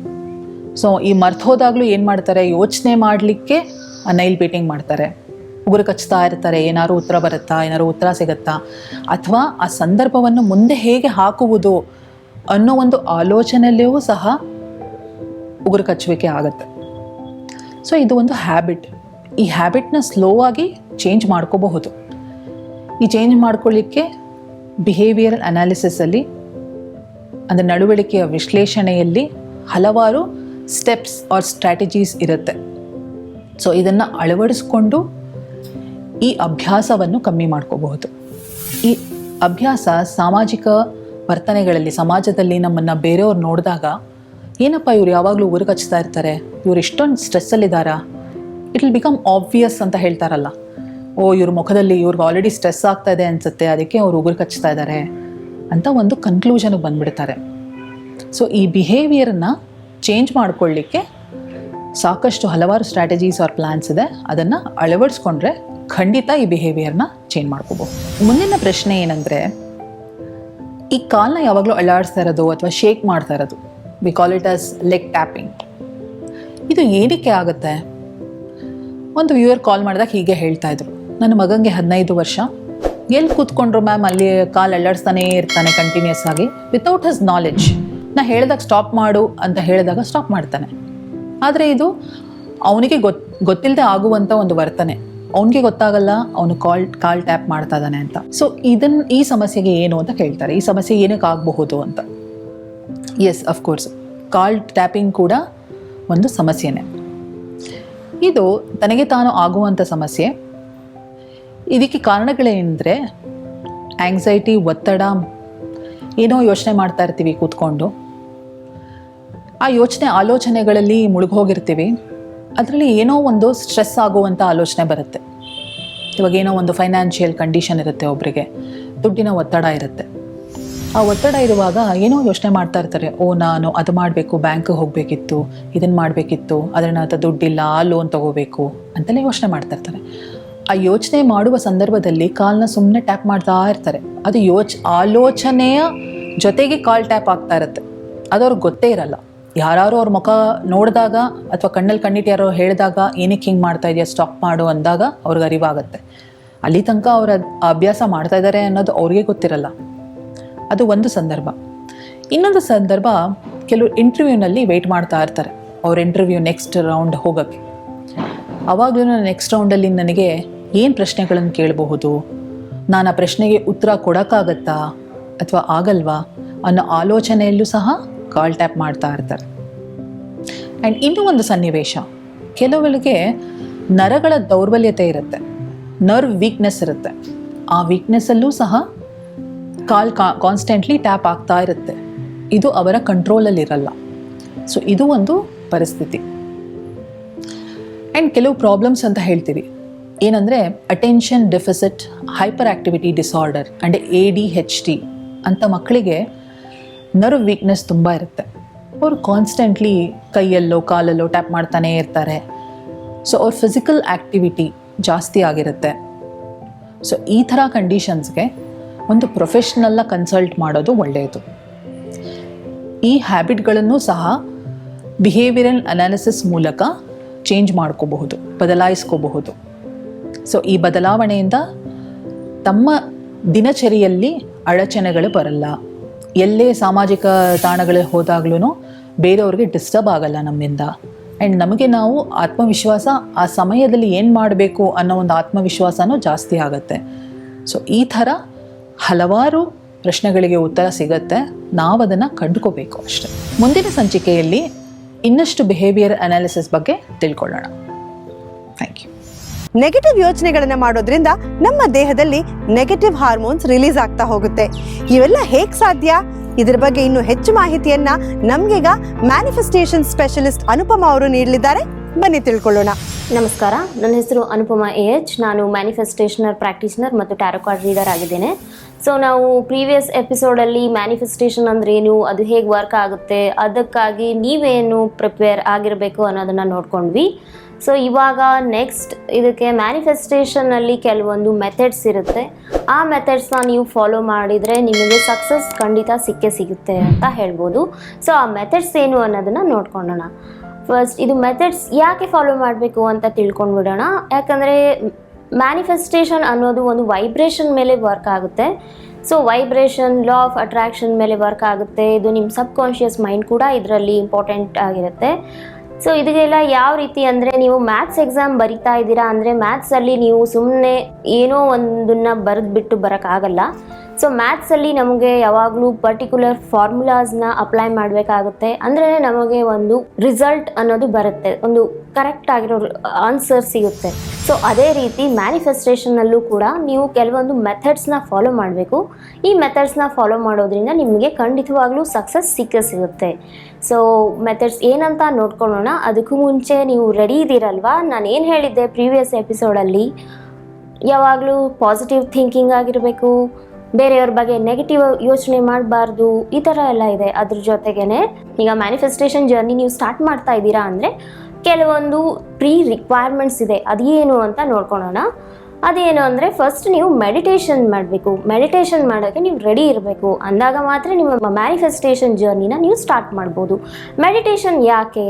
ಮೆಡಿಟೇಷನ್ ಮಾಡೋದ್ರಿಂದ ಏನಾಗುತ್ತೆ, ನಮ್ಮ ಮೈಂಡ್ ಸೆಟ್ ಅನ್ನೋದು ಕ್ಲಿಯರ್ ಆಗುತ್ತೆ. ನಮ್ಮ ಮೈಂಡಿಗೆ ಕ್ಲಿಯರ್ ಇನ್ಸ್ಟ್ರಕ್ಷನ್ ಬರುತ್ತೆ. ನಾನು ಲೈಫಲ್ಲಿ ನನ್ನ ಗೋಲ್ ಏನು ಅನ್ನೋದನ್ನು ನಾವು ಕ್ಲಿಯರ್ ಆಗಿ ಡಿಫೈನ್ ಮಾಡಬೇಕು ಅಂದರೆ ನಮಗೆ ಯಾರ್ದೋ ಒಂದು ಸಪೋರ್ಟ್ ಬೇಕಲ್ವಾ. ಡೈಲಿ ಮೋಟಿವೇಶನ್ ಆ ಥರ ನಮಗೆ ನಾವೇ ತಗೋಬೇಕು ಅಂದರೆ, ಈಗ ದಿನ ಒಂದಕ್ಕೂ ಬಂದುಬಿಟ್ಟು ನಿಮ್ಗೆ ಯಾರೋ ನಿಮ್ಮ ಗಂಡನೋ ನಿಮ್ಮ ಹೆಂಡ್ತಿನೋ ಅಥವಾ ನಿಮ್ಮ ಮಕ್ಕಳು ನಿಮ್ಮ ಫ್ರೆಂಡ್ಸು ಯಾರು ನಿಮಗೆ ಡೈಲಿ ಬಂದುಬಿಟ್ಟು ನೀನು ಇದನ್ನು ಮಾಡಬೇಕು ಅಂತ ನಿಮಗೆ ಫೋರ್ಸ್ ಮಾಡೋಕ್ಕಾಗಲಿ ಅಥವಾ ನಿಮಗೆ ಇನ್ಸ್ಟ್ರಕ್ಷನ್ ಕೊಡೋಕ್ಕಾಗಲಿ ಆಗಲ್ಲ. ಯಾಕಂದರೆ ಎಲ್ಲರಿಗೂ ಅವ್ರವ್ರ ಲೈಫ್ ಇರುತ್ತಲ್ಲ. ಸೊ ನಿಮ್ಮನ್ನು ನೀವು ಪ್ರಿಪೇರ್ ಆಗಬೇಕು, ಈ ಮ್ಯಾನಿಫೆಸ್ಟೇಷನ್ ಜರ್ನಿಗೆ ಪ್ರಿಪೇರ್ ಮಾಡ್ಕೋಬೇಕು ಅಂದರೆ ನೀವು ಫಸ್ಟು ಮೆಡಿಟೇಷನ್ ಮಾಡೋಕ್ಕೆ ಸ್ಟಾರ್ಟ್ ಮಾಡಬೇಕು. ಸೊ ಮೆಡಿಟೇಷನ್ ಮಾಡೋದು ಒಂದು ದೊಡ್ಡ ವರ್ಕ್ ಕೆಲಸ ಅಂತ ಅಂದ್ಕೊಂಡ್ಬಿಡ್ತಾರೆ ಎಲ್ಲರೂ. ಅದಲ್ಲ. ಮೆಡಿಟೇಷನ್ ಅಂದರೆ ಏನು, ಬೆಳಗ್ಗೆ ಎದ್ದ ತಕ್ಷಣ ಒಂದು 5 to 10 minutes ಕೊಡಿ ಸಾಕು. ನಿಮಗೆ ನೀವು ಬೆಡ್ಡಿಂದ ಎದ್ದೇಳೋಕ್ಕೂ ಮುಂಚೆ 5 to 10 minutes ನೀವು ಬೆಡ್ಡಲ್ಲಿ ಮಲಗೇ ಮಾಡ್ಬೋದು. ಯಾವುದಾದ್ರೂ ಯೂಟ್ಯೂಬಲ್ಲಿ ಮೆಡಿಟೇಷನ್ ಮ್ಯೂಸಿಕ್ಸ್ ಅಂತ ಸಿಗುತ್ತೆ, ಅದನ್ನ ಹಾಕ್ಕೊಂಡ್ಬಿಟ್ಟು ಆ ಮ್ಯೂಸಿಕ್ ಕೇಳಿಕೊಂಡು ನಿಮ್ಮ ಮನಸ್ಸನ್ನು ರಿಲ್ಯಾಕ್ಸ್ ಮಾಡ್ಕೊಳ್ಳಿ. ಅದ್ರ ಜೊತೆಗೇ ನೀವು ಏನು ಗೋಲ್ ಅಥವಾ ನೀವು ಏನು ಆಕಾಂಕ್ಷೆ ಇಂಟೆನ್ಷನ್ ಇಟ್ಕೊಂಡಿದ್ದೀರೋ ಅದ್ರ ಬಗ್ಗೆ ಸ್ವಲ್ಪ ಯೋಚನೆ ಮಾಡಿ. ಸೊ ಅಷ್ಟೇ ಮೆಡಿಟೇಷನ್ ಅಂದರೆ. ಅದು ಮಾಡುವಾಗ ನಿಮಗೇನಾದರೂ ನೆಗೆಟಿವ್ ಥಾಟ್ಸ್ ಬರಬಹುದು, ಬಂದೇ ಬರುತ್ತೆ, ಬರಲ್ಲ ಅಂತಲ್ಲ. ಯಾಕಂದರೆ ಮನಸ್ಸು ಮರ್ಕಟ ಅಂತ ಹೇಳ್ತಾರೆ. ಸೊ ಅಂದರೆ ಮಂಗನ ರೀತಿ ಅಲ್ಲಿಂದ ಇಲ್ಲಿಗೆ ಓಡಾಡ್ತಾ ಇರುತ್ತೆ. ಸೊ ಏನು ಮಾಡೋಕ್ಕಾಗಲ್ಲ. ಫಸ್ಟ್ ಒಂದು ವಾರ, ಒಂದು 15 ದಿವಸ ನಿಮ್ಮ ಥಾಟ್ಸ್ ಆ ಸೈಡು ಈ ಸೈಡು ಚಿಲ್ಲಾಪಿಲ್ಲಿ ಆಗ್ತಾನೆ ಇರುತ್ತೆ. ಅದು ಏನಾದ್ರು ಆಗ್ತಾಯಿದ್ರೆ ಆಗಕ್ಕೆ ಬಿಡಿ. ಬಟ್ 5 to 10 minutes ಟೈಮರ್ ಇಟ್ಕೊಂಡಿರಿ. ಟೈಮರ್ ಇಟ್ಕೊಂಡು ಅದನ್ನ ಕಟ್ ಮಾಡಿ ಟೈಮರ್ ಅದು ರಿಂಗ್ ಆಗುತ್ತಲ್ಲ, ರಿಂಗ್ ಆದ ತಕ್ಷಣ ಎದ್ಬಿಡಿ ಸಾಕು. ಇದೇ ಮೆಡಿಟೇಷನ್. ಇದು ಹೋಗ್ತಾ ಹೋಗ್ತಾ ಹೋಗ್ತಾ ಹೋಗ್ತಾ ನಿಮಗೆ ಬೇರೆ ಏನೂ ಯೋಚನೆ ಬರಲ್ಲ. ಬರೀ ನಿಮ್ಮ ಬಗ್ಗೆ ಅಷ್ಟೇ ನೀವು ಯೋಚನೆ ಮಾಡ್ತೀರಾ. ನಿಮ್ಮ ಆಸೆ ಆಕಾಂಕ್ಷೆಗಳು ಗೋಲ್ಸ್ ನೀವು ಏನು ಅಚೀವ್ ಮಾಡಬೇಕು ಅಂತಿದ್ದೀರಾ ಅದನ್ನು ನೀವು ಯೋಚನೆ ಮಾಡೋಕ್ಕೆ ಸ್ಟಾರ್ಟ್ ಮಾಡ್ತೀರಾ. ಸೊ ಇದು ನಿಧಾನವಾಗಿ ಆಗೋ ಪ್ರೊಸೆಸ್ಸು. ಒಂದು ದಿನದಲ್ಲಿ ಆಗಲ್ಲ, 1 ತಿಂಗಳಲ್ಲಿ ಆಗಲ್ಲ. ಇದಕ್ಕೆ ಸುಮಾರು ಒಂದು 4-5 ತಿಂಗಳಾದರೂ ಬೇಕಾಗಬಹುದು ನೀವು ಒಂದು ಪರ್ಟಿಕ್ಯುಲರ್ ವೇದಲ್ಲಿ ಹೋಗ್ತಾ ಇದ್ದೀರಾ ಅಂದರೆ. ಸೊ ಇದಕ್ಕೆ ನೀವು ಟೈಮ್ ಕೊಡಿ. ಸೊ ಇದು ಬೆಳಗ್ಗೆ ಮಾಡುವಂಥ ಮೆಡಿಟೇಷನ್. ಇದೇ ರೀತಿ ರಾತ್ರಿ ಮಲಗೋಕ್ಕೂ ಮುಂಚೆ ಮೊಬೈಲ್ಸ್ ಅದನ್ನೆಲ್ಲ ಆ ಕಡೆ ಎತ್ತಿಟ್ಬಿಡಿ. ಮತ್ತು ನೀವೇ ಹೇಳಿದ್ರಿ ಯೂಟ್ಯೂಬಲ್ಲಿ ಮ್ಯೂಸಿಕ್ ಕೇಳಿ ಅಂತ ಅಂತೀರಾ. ಹೌದು, ಯೂಟ್ಯೂಬಲ್ಲಿ ಮ್ಯೂಸಿಕ್ ಕೇಳಿ. ಬಟ್ ಅದಕ್ಕೂ ಮುಂಚೆ FB ನೋಡ್ತೀವಿ, ಇನ್ಸ್ಟಾಗ್ರಾಮ್ ನೋಡ್ತೀವಿ, ಏನೋ ಬಂದಿರುತ್ತೆ ನ್ಯೂಸ್ ನೋಡ್ತೀವಿ, ಅದೆಲ್ಲ ನೋಡ್ತೀವಿ. ಸೊ ಅದೆಲ್ಲ ನೋಡಿ ಆದಮೇಲೆ ಅದು ಮೈಂಡ್ನ ನೀವು ಹೇಳಬೇಕು, ಗೈಡ್ ಮಾಡಬೇಕು. ಸೊ ನಂದು ಇದೆಲ್ಲ ಆಯಿತು ಕೆಲಸ, ಅನ್ನೆಸೆಸರಿ ಕೆಲಸ ಎಲ್ಲ ಆಯಿತು ಇವತ್ತಿಂದು. ಸೊ ಇಂಪಾರ್ಟೆಂಟ್ ಕೆಲಸ ನಾನೀಗ ಮಾಡಬೇಕು. ಸೊ ಅದು ಮಾಡಬೇಕು ಅಂದರೆ ನಾನು ಫಸ್ಟಿಗೆ ಟೈಮರ್ ಸೆಟ್ ಮಾಡ್ತೀನಿ. ಟೈಮರ್ ಸೆಟ್ ಮಾಡಿಬಿಟ್ಟು ಯೂಟ್ಯೂಬಲ್ಲಿ ಮತ್ತೆ ಸರ್ಚ್ ಮಾಡೋದು ಮೆಡಿಟೇಷನ್ ಮ್ಯೂಸಿಕ್ಸ್ ಅಂತ ಹಾಕಿಬಿಟ್ಟು ಮತ್ತೆ ಅದೇ ಸೇಮ್ ಪ್ರೋಸೆಸ್ ಹಾಕ್ಕೊಂಡು ಕೇಳ್ತಾ ನಿಮ್ಮ ಉಸಿರಾಟದ ಮೇಲೆ ಕಾನ್ಸಂಟ್ರೇಟ್ ಮಾಡಿ. ದೀರ್ಘವಾಗಿ ಉಸಿರು ತಗೊಳ್ಳೋದು, ದೀರ್ಘವಾಗಿ ಉಸಿರು ಹೊರಗೆ ಬಿಡೋದು, ಈ ಥರ ಮಾಡ್ತಾ ಹೋಗಿ. ಈ ಥರ ಮಾಡಿ ಮಾಡ್ತಾ ಅಕಸ್ಮಾತ್ ನಿಮಗೆ ನಿದ್ದೆ ಬಂದುಬಿಟ್ರೆ ಮಲ್ಕೊಂಬಿಡಿ, ಆರಾಮಾಗಿ ನಿದ್ದೆ ಬರುತ್ತೆ. ಸ್ಟ್ರೆಸ್ ಏನೋ ನಡೀತಾ ಇದೆ, ಜಾಬಲ್ಲಿ ಸ್ಟ್ರೆಸ್ ಇದೆ, ಪರ್ಸ್ನಲ್ ಲೈಫಲ್ಲಿ ಸ್ಟ್ರೆಸ್ ಇದೆ, ಇದೆಲ್ಲ ಮೆಡಿಟೇಷನ್ ಮ್ಯೂಸಿಕ್ ಕೇಳ್ತಾ ನೀವು ಆರಾಮಾಗಿ ನಿದ್ದೆಗೆ ಹೋಗ್ಬಿಡ್ತೀರಾ. ಸೊ ನಿದ್ದೆ ಬಂತಂದರೆ ನಿದ್ದೆ ಮಾಡಿಬಿಡಿ, ಪರವಾಗಿಲ್ಲ. ಹೇಗಿದ್ರು ಅವತ್ತಿನ ದಿನದ ಕೆಲಸ ಎಲ್ಲ ಮುಗ್ದಿರುತ್ತೆ. ಸೊ ಇದು ಒಂದಾಯ್ತಾ. ಆಮೇಲೆ ನೆಕ್ಸ್ಟ್ ಕಾನ್ಫಿಡೆಂಟ್ ಆಗಿರಬೇಕು. ನೀವು ಕಾನ್ಫಿಡೆಂಟ್ ಆಗಿರಬೇಕು ಅಂದರೆ ನಾನು ಪ್ರೀವಿಯಸ್ ಎಪಿಸೋಡಲ್ಲೂ ಹೇಳಿದ್ದೀನಿ, ಯಾವಾಗಲೂ ಸೆಲ್ಫ್ ಕಾನ್ಫಿಡೆಂಟ್ ಆಗಿರಿ, ಸೆಲ್ಫ್ ಪಾಸಿಟಿವ್ ಟಾಕಿಂಗಲ್ಲಿರಿ, ನೆಗೆಟಿವ್ ಯೋಚನೆ ಮಾಡಬೇಡಿ ಅಂತ. ಸೊ ಕಾನ್ಫಿಡೆಂಟ್ ಆಗಿರೋಕ್ಕೆ ಯಾವಾಗಲೂ ಟ್ರೈ ಮಾಡಿ. ಸೊ ಟ್ರೈ ಮಾಡ್ತೀರಾ ಅಂತ ನಾನು ಅಂದ್ಕೊಂಡಿದ್ದೀನಿ. ಆಮೇಲೆ ನೆಕ್ಸ್ಟು ಇದಕ್ಕೆ ಕೆಲವೊಂದು ರಿಕ್ವೈರ್ಮೆಂಟ್ಸ್ ಏನಿದೆ ಅಂದರೆ, ಒಂದು ಡೈರಿ ಬೇಕಾಗುತ್ತೆ. ಡೈರಿ ಯಾಕೆ? ಪೇಪರ್ ಆಗಲ್ವಾ? ಪೇಪರ್ ಆಗುತ್ತೆ, ಖಂಡಿತ ಆಗುತ್ತೆ. ಬಟ್ ಡೈರಿಯಲ್ಲಿ ಏನಾಗುತ್ತೆ ಅಂದರೆ ಅದಕ್ಕೆ ನೀವು ನಿಮ್ಮದು ಒಂದು ಹೆಸರು ಬರೆದಿರ್ತೀರಾ, ಅದನ್ನು ಒಂದು ಡೇಟ್ ಹಾಕಿ ಒಂದೇನಾದ್ರು ಡೈರಿ ಏನಾದ್ರು ನಾವು ತೊಗೊಂಡ್ಬಿಟ್ರೆ ಎಷ್ಟು ಖುಷಿಯಾಗಿ ಅದನ್ನು ನಾವು ಓಪನ್ ಮಾಡೋಕ್ಕೆ ಎಕ್ಸೈಟ್ಮೆಂಟಲ್ಲಿ ಇರ್ತೀವಿ. ಸೊ ಅದನ್ನು ಡೈರಿ ಒಂದು ಹೊಸದಾಗಿ ಪರ್ಚೇಸ್ ಮಾಡಿದ ತಕ್ಷಣ ಅದ್ರ ಮೇಲೆ ಫಸ್ಟ್ ನಾವು ನಮ್ಮ ಹೆಸರು ಬರಿತೀವಿ, ಯಾವತ್ತು ಪರ್ಚೇಸ್ ಮಾಡಿದ್ವಿ ಅನ್ನೋದನ್ನು ಡೇಟ್ ಬರಿತೀವಿ. ಅದನ್ನು ಒಂದು ಪರ್ಟಿಕ್ಯುಲರ್ ಒಂದು ಪ್ಲೇಸಲ್ಲಿ ಇಟ್ಟು ನಾವು ಅದನ್ನು ಮೇಂಟೈನ್ ಮಾಡ್ತೀವಿ. ಅದೇ ಪೇಪರ್ ಆಗಿಬಿಟ್ರೆ ಏನಾಗುತ್ತೆ, ಪೇಪರಲ್ಲೂ ನೀವು ನಿಮ್ಮ ಇಂಟೆನ್ಷನ್ ಬರೆದಿರ್ತೀರಾ, ನಿಮ್ಮ ಗೋಲ್ಸ್ ಬರೆದಿರ್ತೀರಾ, ಅದರದು ಎಲ್ಲೋ ಇಟ್ಟಿರ್ತೀರಾ. ನಿಮ್ಮ ಮನೇಲಿ ಅದು ಫ್ಯಾನ್ ಹಾಕಿರ್ತಾರೆ, ಎಲ್ಲೋ ಬಿದ್ದೋಗುತ್ತೆ. ಮನೆಯಲ್ಲಿ ಏನು ಅನ್ಕೊಂಡ್ಬಿಡ್ತಾರೆ, ಯಾರೋ ಕೆಲಸದವ್ರು ಬಂದಿರ್ತಾರೆ, ಅಯ್ಯೋ ಇದೇನೋ ವೇಸ್ಟ್ ಪೇಪರ್ ಇರ್ಬೋದು ಅಂತ ಕಸದಲ್ಲಿ ಹೋಗ್ಬಿಡುತ್ತೆ. ಸೊ ನಿಮ್ಮ ಇಂಟೆನ್ಷನ್, ನಿಮ್ಮ ಗೋಲ್ಸ್, ಆಸೆ ಆಕಾಂಕ್ಷೆ ಎಲ್ಲ ಹೋಯ್ತು, ಬೇರೆ ಯಾರಿಗೂ ಸಿಕ್ಬಿಡುತ್ತೆ. ನೀವೇನೋ ಮೆಥಡ್ಸ್ ಬರೆದು ಇಟ್ಕೊಂಡಿರ್ತೀರಾ, ಅದನ್ನು ನೀವು ಇಷ್ಟೆಲ್ಲ ಕಷ್ಟಪಟ್ಟು ಈ ಪ್ರೋಗ್ರಾಮ್ ನೋಡಿದ್ದೀರಾ, ಟೈಮ್ ಮೇಂಟೈನ್ ಮಾಡಿಕೊಂಡು ಬೇರೆ ಯಾರೋ ಅದನ್ನೆಲ್ಲ ನೋಡಿಬಿಟ್ಟು ಓಕೆ ಇಷ್ಟು ಈಸಿಯಾಗಿ ನನಗೆ ಸಿಗ್ತಾ ಇದೆ, ನಾನೇ ಟ್ರೈ ಮಾಡಬಾರ್ದು ಅಂತ ಮಾಡಿಬಿಡ್ತಾರೆ. ಆಮೇಲೆ ನೀವು ನಾನು ಏನೋ ಬರೆದಿದ್ದೆ, ಅಯ್ಯೋ ಏನೋ ಬರೆದಿದ್ದೆ, ಎಲ್ಲೋಯ್ತು ಅಂತ ಯೋಚನೆ ಮಾಡೋಕ್ಕಾಗ್ತದೆ. ಸೊ ಅದ್ರ ಬದಲು ಒಂದು ಡೈರಿ ಮೇಂಟೈನ್ ಮಾಡಿ. ಒಂದು ಡೈರಿ ತೊಗೊಳಕ್ಕಾಗುತ್ತಾ? ಖಂಡಿತವಾಗ್ಲೂ ಆಗುತ್ತೆ. ಡೈರಿನೇ ಅಂತಲ್ಲ, ಒಂದು ನೋಟ್ಬುಕ್, ಯಾವುದಾದ್ರೂ ಒಂದು ನೋಟ್ಬುಕ್ ತೊಗೊಳ್ಳಿ, ಡೈರಿ ತೊಗೊಳ್ಳಿ. ಆಮೇಲೆ 3 ಕಲರಿಂಗ್ ಪೆನ್ಸ್ ಬೇಕಾಗುತ್ತೆ. 3 ಕಲರಿಂಗ್ ಪೆನ್ಸ್ ಯಾವುವು ಅಂದರೆ ಒಂದು ಗ್ರೀನ್, ಒಂದು ಬ್ಲೂ, ಒಂದು red.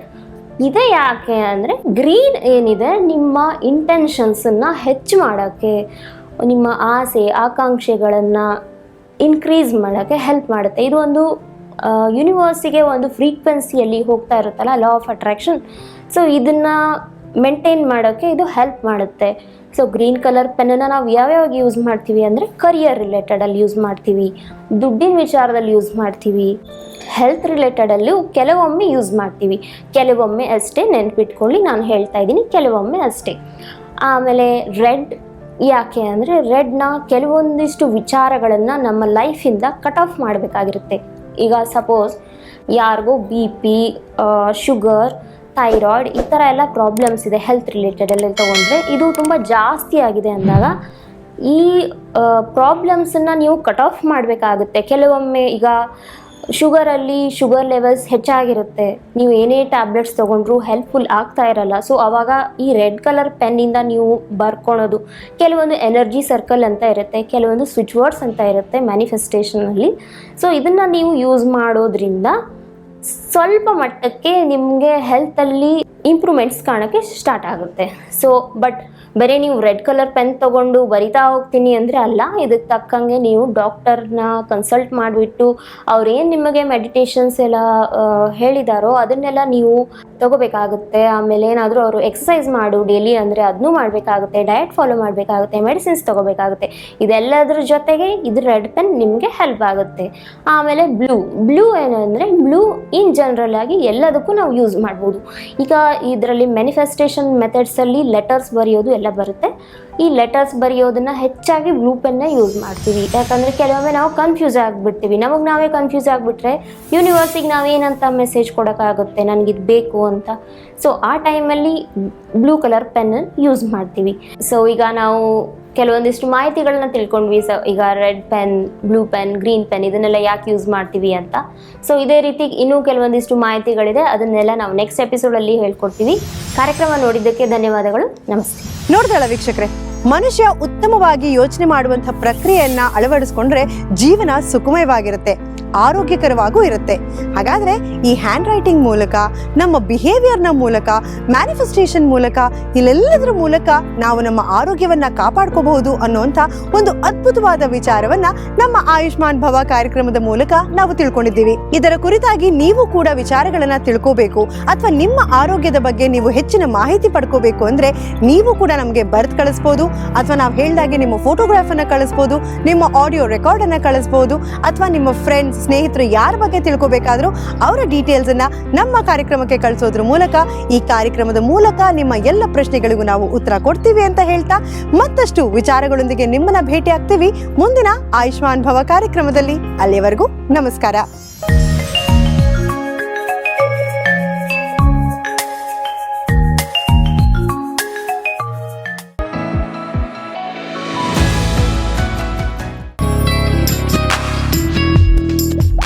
Click on the bell icon to watch our latest videos.